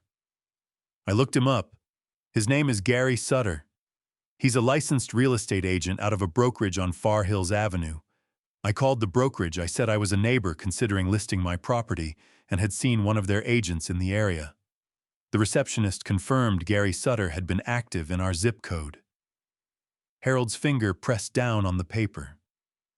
"So I pulled up his listings online. He had one pending sale in our zip code in the last quarter. The address was 2 streets over, which is legitimate. But when I cross-referenced the date, he was standing in front of your house." Harold's voice went tight and controlled the way it goes when he is furious and managing it. "He had no business on our street that day. None. He was at your house specifically." My throat had gone dry. I reached for the coffee and drank without tasting it. "Daniel called him," I said. "Daniel called him," Harold confirmed. "I can't prove that conversation happened, but I can prove that man was at your property taking notes in August, 1 month before your accident, and that he had no other professional reason to be there." He pushed the paper closer to me. "His name, his license number, his brokerage, all of it." I picked up the paper. Gary Sutter Dayton Residential Group license number clearly printed. My hands wanted to shake, and I refused to let them. "There's one more thing," Harold said, and something in his tone made me set the paper down and look at him directly. Harold's eyes were wet, not crying. Harold Miller does not cry easily, but the particular brightness of a man who is feeling something large and is working very hard to contain it. "Arthur," he said, "I need to tell you what I've watched you do for that family. Because I don't think you know how clearly it's been visible from the outside." He cleared his throat. "I have watched you pay for things that were never yours to pay for. I watched you spend 2 summers fixing Daniel's house after that contractor botched the work that Daniel should have paid to have redone properly, but didn't have the money for. I watched Rebecca drive past your driveway 3-4 times a week without stopping while you were out there shoveling your own walk last winter, one-handed, in the cold." His voice cracked on the last word just slightly, and he stopped and pressed his mouth flat until he had control of it again. "I watched you spend every morning for a year and a half raising that little boy because they needed you to, and I never once, not once, Arthur, saw either one of them bring you so much as a thank you card." The burning behind my eyes was fierce and sudden and caught me completely unprepared. I pressed my lips together and looked down at my coffee and breathed through it with everything I had. "Harold," I managed. "Psych, you carried this family." Harold said, his voice raw and straight and certain. "For years. And the only thing I can tell you, The only thing that makes any of this make sense to me is that people who are carried sometimes forget they're not walking on their own. He reached across the table and put his hand flat on the table between us, not touching me, just there, solid and present. You were never the burden, Arthur. You were the floor they stood on. The burning in my eyes spilled over before I could stop it. Just briefly, just for a moment. One hot streak down the side of my face that I wiped away with the back of my hand before it could become something more. I was not ashamed of it. A man is allowed one honest moment in a kitchen that has been his friend's for 30 years. Okay, I said when I trusted my voice. Okay.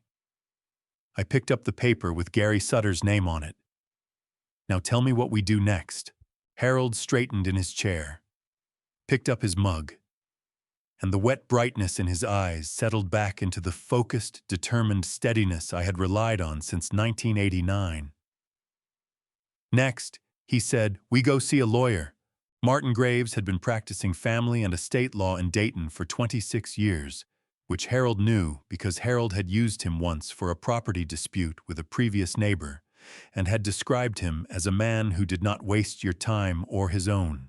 His office was on the 3rd floor of a building on 3rd Street downtown, a modest space with floor-to-ceiling bookshelves and a desk that had clearly been chosen for function rather than impression. He shook my hand without making anything of the wheelchair, gestured for Harold to take the second chair, and sat down across from us with a yellow legal pad and a pen and the focused expression of a man ready to work. Mr. Miller tells me you have a situation, he said. Tell me about it. I told him. All of it in the order it happened, from the August man in the suit, to the ice water, to the canceled therapy appointments, to the conversation I had recorded through the ceiling 2 nights ago.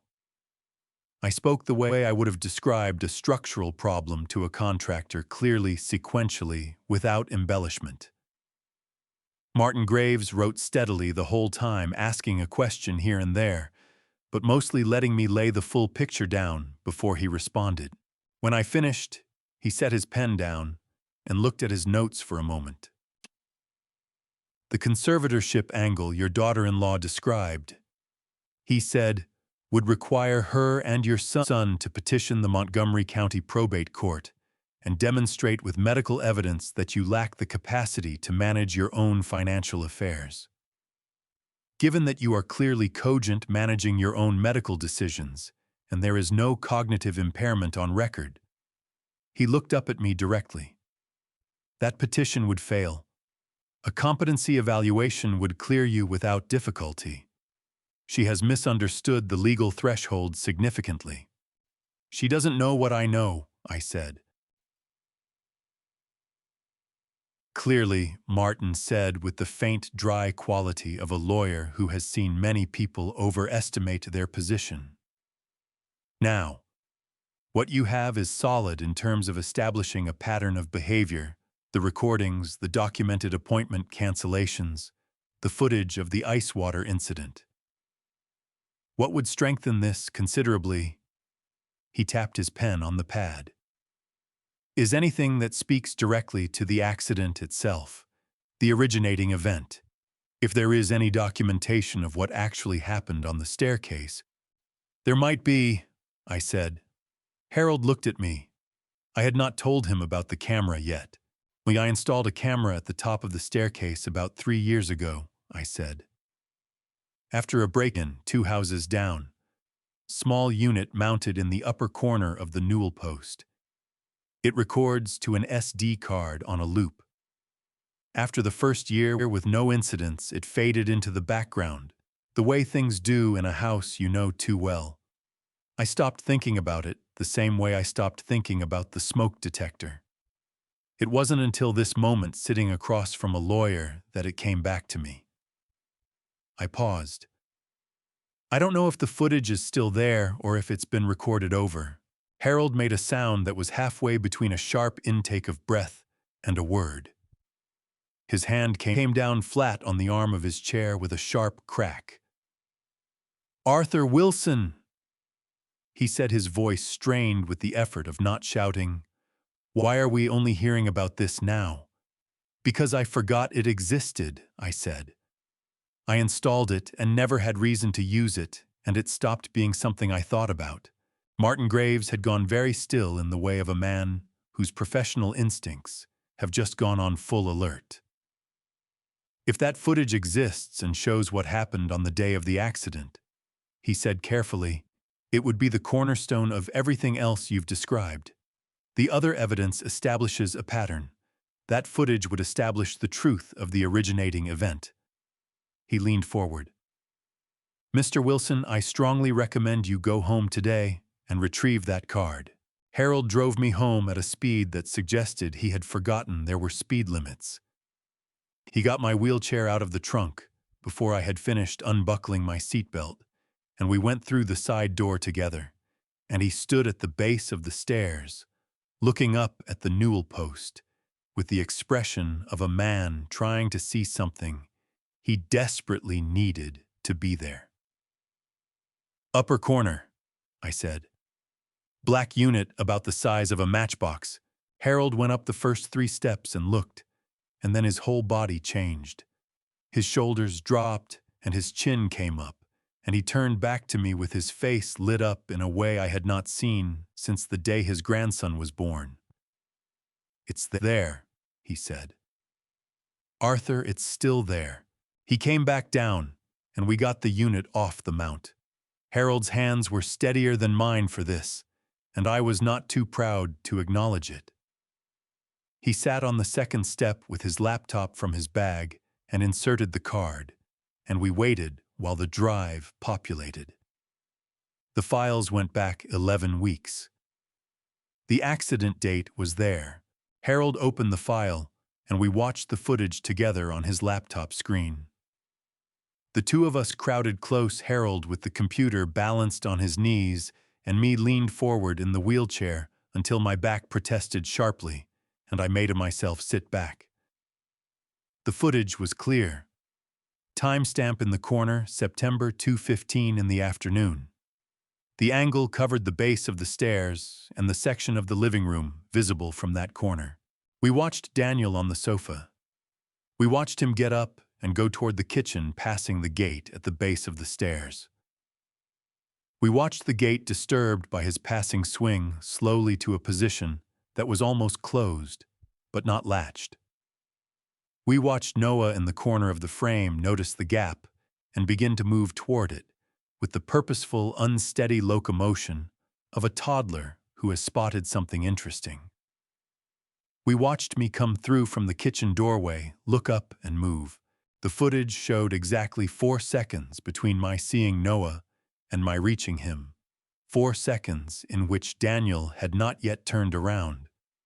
4 seconds in which Rebecca had not yet appeared at the top of the stairs. 4 seconds that belonged entirely to me and to my grandson, and to the decision I made without thinking because there was no time for thinking. Harold closed the laptop slowly. He pressed both hands flat on the cover. His jaw was working in the way it works when he is fighting with something in his chest. Back it up, I said. Every place we have. Already on it. Harold said, his voice rough and thick. He opened the laptop again and started the backup without another word. I sat in my wheelchair at the base of the stairs of the house I had built and looked up at where the camera had been and felt something loosen in my chest. Not the grief, not the pain, but the specific tightness of a man who has been carrying the weight of an unwitnessed truth. Someone had seen it after all.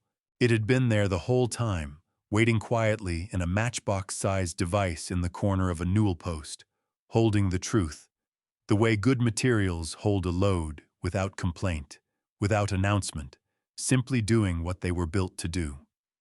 I looked at Harold. His eyes were bright again, brighter than before, and this time he did not try to contain it. "That's everything," he said, his voice rough with feeling. "Arthur, that is everything. My father used to say that a man who doesn't have his affairs in order has already made a decision, he just doesn't know it yet." I had heard that saying so many times growing up that it had become part of how I thought, the way certain tools become extensions of your hand. You don't think about them. You just reach for them. I had put my affairs in order 4 years ago.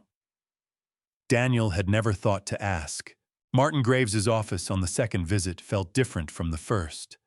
Less like a consultation and more like a closing, the satisfying finality of a job reaching its last stage. Harold drove me downtown and waited in the lobby with his thermos and his phone, and I went up in the elevator and sat across from Martin with the documents spread between us. "The trust structure is straightforward," Martin said, sliding the papers toward me one section at a time.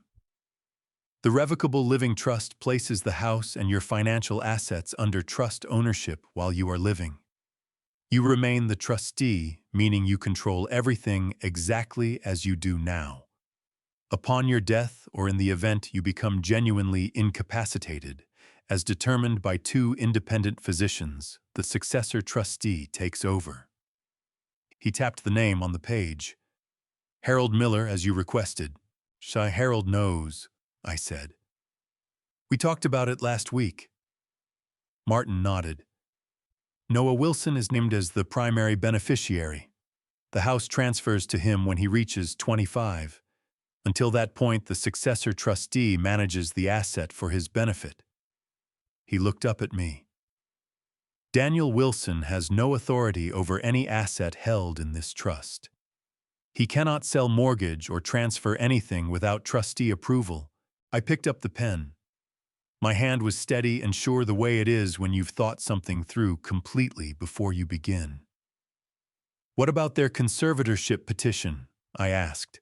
"A petition to the Montgomery County Probate Court requires clear and convincing evidence of incapacity," Martin said. "You are cogent, managing your own medical and financial decisions, and this trust itself is evidence of sophisticated estate planning. Any judge reviewing that petition alongside this document—" He let the implication stand without finishing the sentence. I signed where he indicated. 3 signatures, 2 sets of initials. The pen moved across the paper with a finality that felt, in the best possible way, like driving the last nail into a finished frame. Martin gathered the signed pages and squared them against the desk. "I'll file these today," he said. "And Mr. Wilson—" He paused with the measured expression of a lawyer who rarely editorializes. "I've been doing this for 26 years. The evidence you've assembled is comprehensive. Whatever happens next, you are not walking into it unprepared." "I never walk into anything unprepared," I said. The corner of his mouth moved. "No," he said. "I can see that." Harold was waiting at the bottom of the elevator with his thermos in one hand and his phone in the other, and when the doors opened and he saw my face, his whole body relaxed with a relief so visible it almost made me laugh.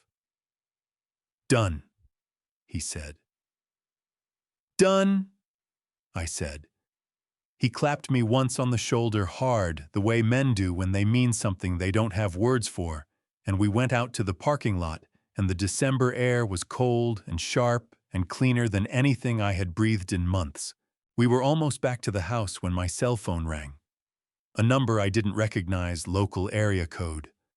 I answered it. "Mr. Wilson." A man's voice, middle-aged, slightly careful. "My name is Gary Sutter. I'm a real estate agent with Dayton Residential Group." A pause.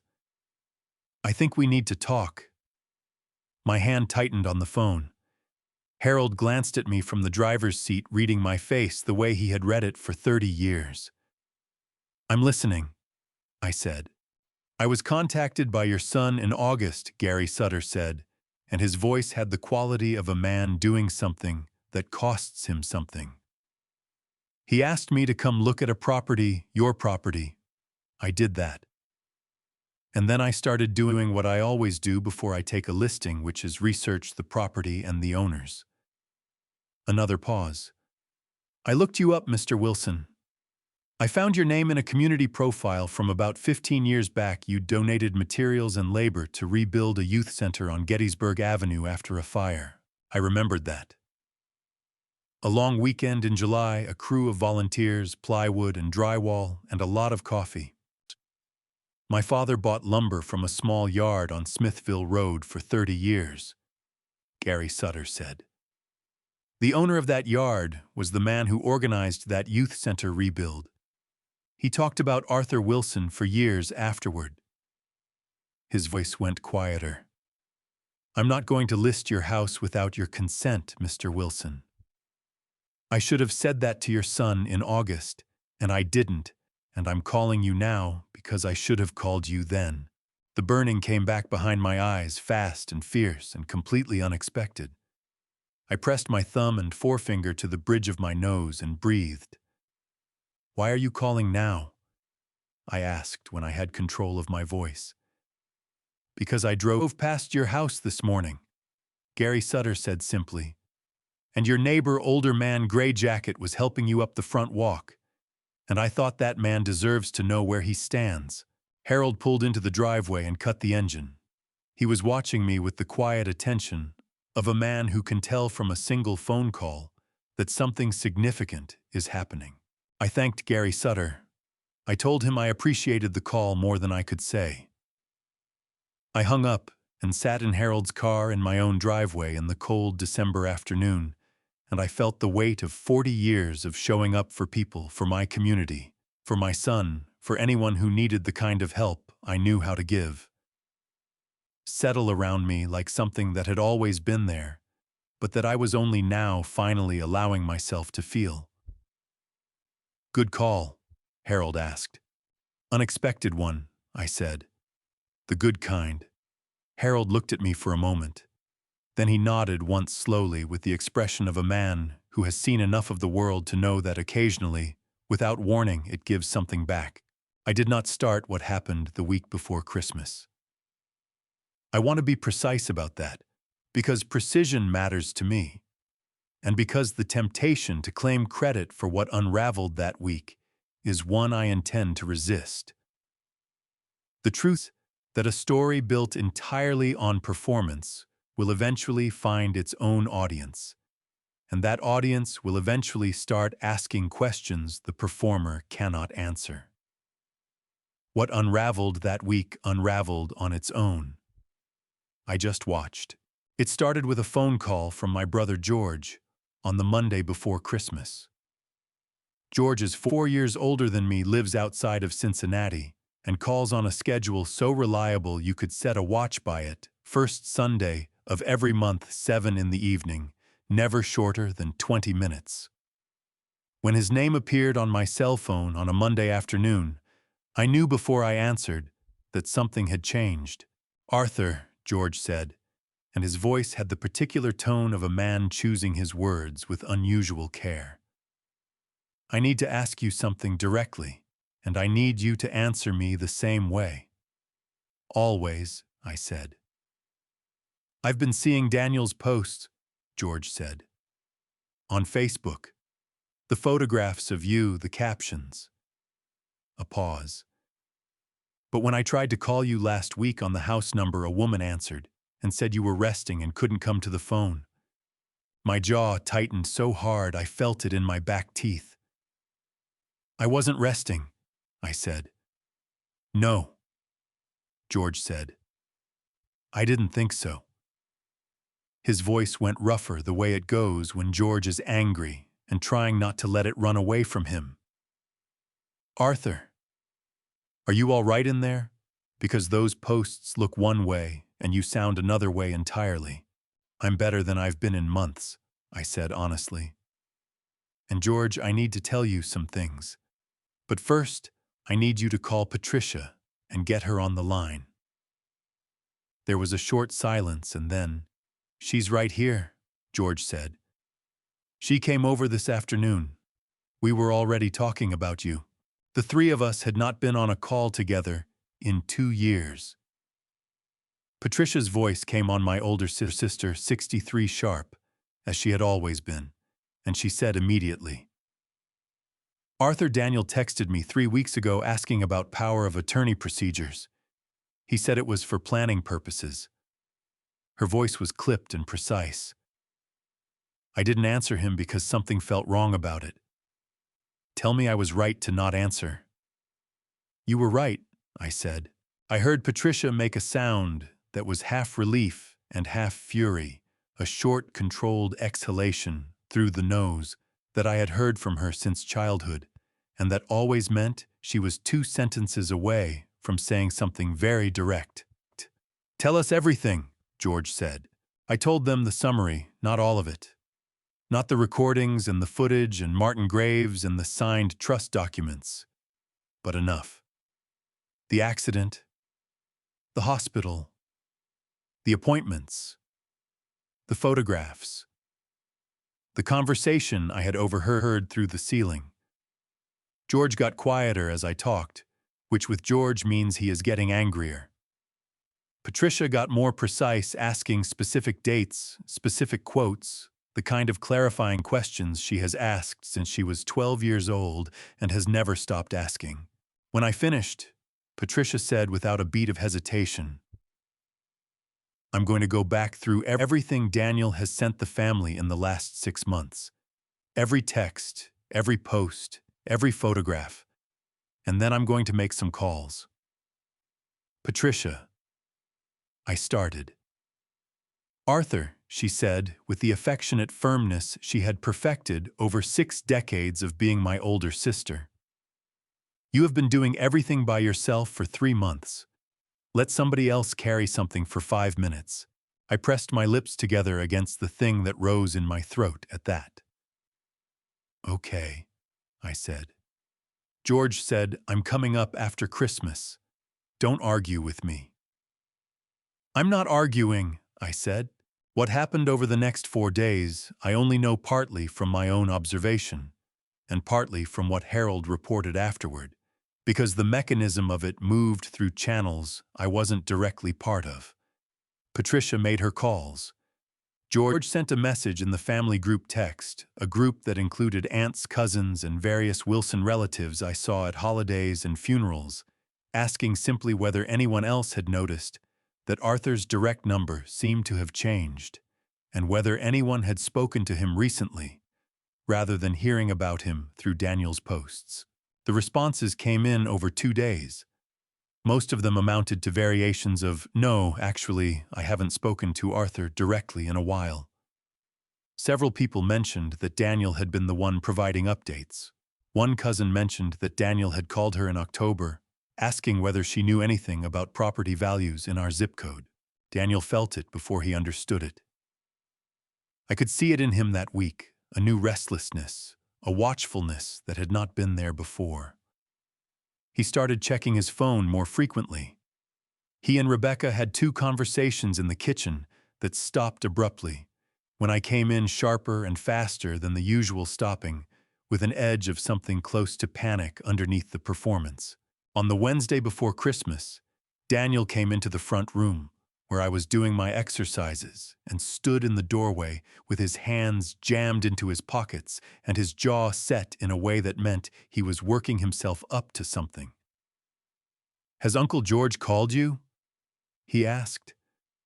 George calls me every month, I said without looking up from the exercise. He's my brother.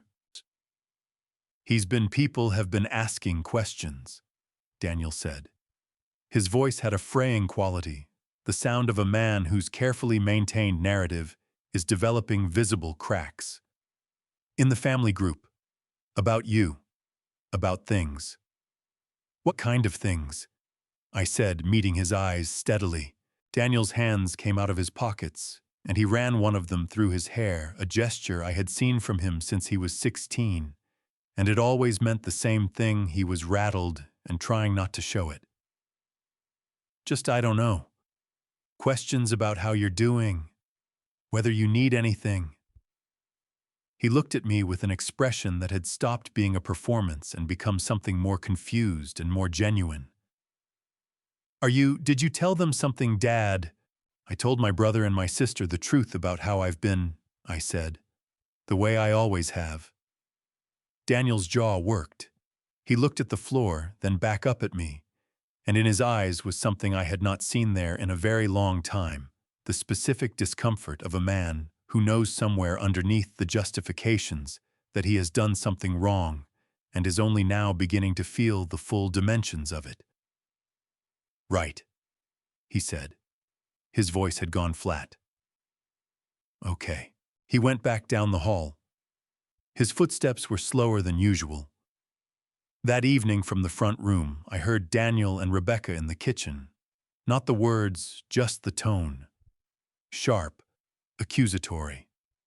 The sound of two people who had been moving in the same direction, beginning to turn on each other. It was the first time I had heard that sound from them. And I understood with the satisfaction of a man who has waited a long time for a structure to reveal its flaws, that the thing they had built together was beginning at last to show the load it could not carry. Rebecca took Noah to her mother's on the evening of December 22nd. The house went quiet in a way it hadn't been in months, a different kind of quiet from the watchful, performance-heavy quiet I had grown used to. This was just two people, and the sound of the furnace and the last of the daylight going orange through the front window. Daniel came into the front room and sat on the sofa without his phone. That alone told me something. We didn't speak for a while. Then Daniel looked at the wheelchair, not a glance, a real look, the kind that cost him something, and said, "Does it hurt? Not the injury, the chair itself. Does sitting in it hurt?" My chest tightened with surprise. In 3 months, no one had asked me that. "Some days more than others," I said. "I never asked you that." His voice cracked on the last word just slightly, and he pressed his mouth flat, trying to get it back. "I don't know why I never asked." "I think you do know," I said quietly. Daniel leaned forward with his elbows on his knees, staring at the floor. His hands were shaking, a fine, visible tremor he wasn't trying to hide. "That afternoon," he said, "when I heard the sound of you falling, I came out, and I saw you on the floor with Noah, and I knew. Right away, I knew. You went for him because I wasn't watching, because I was just sitting there." His voice broke open. "And I got to the hospital, and I heard myself asking you those questions, and I couldn't stop. I couldn't stop because if I stopped, you'd have to sit with what you didn't do," I said. Daniel's eyes filled. He didn't wipe them. He sat there with tears running down his face and his hands shaking in his lap, and looked at me with the raw, undefended face of a man who has run out of the energy required to keep pretending. "See, every time I look at that chair," he said, "I see that afternoon. I see me on the sofa, and I see you on the floor." His voice dropped to something barely above a whisper. "I'm sorry, Dad, for the chair, for what I said, for all of it." I looked at my son, this 40-year-old man collapsed inward on my sofa, like the boy who used to come to my workshop in his pajamas, and I felt love and grief and fury all pressing against each other in my chest, until I couldn't separate them. "I know you are," I said. "But Daniel, an apology for one sentence isn't an accounting for everything else. And tomorrow we're going to have that accounting." Daniel wiped his face with the back of his hand. His jaw set not in defiance but in the resignation of a man who already knows what's coming. "Okay," he said. "Just that. Okay." I asked everyone to come on the afternoon of December 23rd, not Christmas Day. I didn't want what needed to be said to attach itself to a holiday for the rest of anyone's life. George and Patricia drove up from Cincinnati. Harold sat near the door. Daniel and Rebecca were on the sofa, Rebecca straight-backed and controlled Daniel with his hands flat on his thighs and his eyes already carrying the weight of the night before. I didn't open with an accusation. I opened with a question. "Daniel," I said, "do you remember why I built this house? Daniel's voice came out rough. For the family. For the family, I said. Yes. I placed my phone on the table and pressed play. Daniel's voice filled the room. Crawl if you have to, every syllable clear and merciless, in the afternoon quiet. Patricia pressed her hand over her mouth. George's jaw went rigid. Rebecca moved fast. That was taken completely out of context. Rebecca, one word. She stopped. Harold opened his laptop.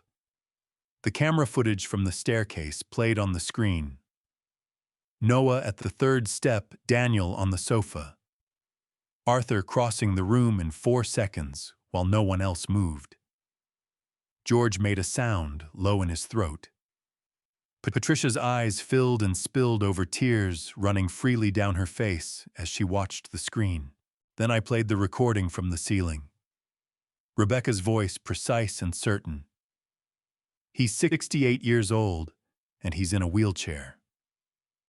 What exactly is he going to do? The room went so still, I could hear the furnace running. Rebecca's composure fractured. She turned to Daniel, her voice rising and sharp. You were the one who left the gate open. You said you'd checked it. Daniel recoiled like she'd struck him. You told me to handle the conversation with the agent. You set all of this up.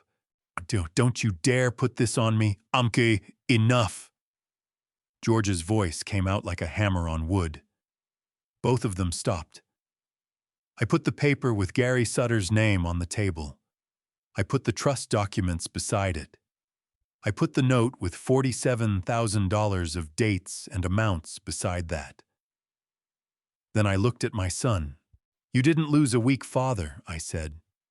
You lost the only person in this house who was always on your side, even after you gave me every reason not to be. My voice held. I had practiced this steadiness for months. That ends here. Not because I hate you, but because I finally love myself enough to stop. Rebecca stood and walked out without looking at anyone. Her footsteps crossed the porch and the door closed behind her. Daniel didn't follow. He sat on that sofa with his face in his hands and his shoulders heaving, crying the way men cry, when they have run completely out of anywhere to hide, without sound, without dignity, without anything left to protect. Harold put his hand on my shoulder for one moment. Then I turned my wheelchair toward the door, and I rolled out of that room into the cold, clean December afternoon. The house was still standing behind me. It would keep standing. I had built it to last. There is something I want to say before I go, not as Arthur Wilson, the carpenter, not as the man in his wheelchair, but as someone who lived through this and came out the other side still standing. I am what some people would call a revenge dad. I didn't plan it that way. I planned to be a father. But when the people I loved most decided that my silence was the same as my consent, I learned that sometimes the most powerful thing a man can do is simply tell the truth, quietly, completely, and at exactly the right moment. That is family justice, not destruction, not cruelty. Just the truth laid out where everyone can see it. I believe God put Harold 3 doors down from me for a reason. I don't think it was an accident that a 70-year-old man with a camera and 30 years of friendship was exactly where I needed him to be. Some things are too precise to be coincidence. Here is my honest advice from one human being to another. Don't do what I did for as long as I did it. Don't wait years hoping that love alone will make someone see you clearly. Don't confuse being needed with being valued. And don't let anyone, not even your own child, convince you that your dignity is negotiable. Every revenge dad you've ever heard about started out as someone who just wanted to be seen. Family justice isn't about winning. It's about refusing to disappear. If this story reached something in you, if you've ever been the person carrying everything while someone else took the credit, share it with someone who needs to hear it. Leave a comment telling me would you have waited as long as I did subscribe if you believe that quiet people deserve to be heard. Thank you for staying with me all the way to the end. It means more than I can say. One final word before you go. Some of the stories on this channel contain fictional or dramatized elements created purely for the purpose of storytelling and education. If that's not the kind of content you're looking for, I completely respect that. Please feel free to find something that speaks to you better. But if you're staying, the next story is already waiting. This has been Family Justice, and this revenge dad is finally completely at peace.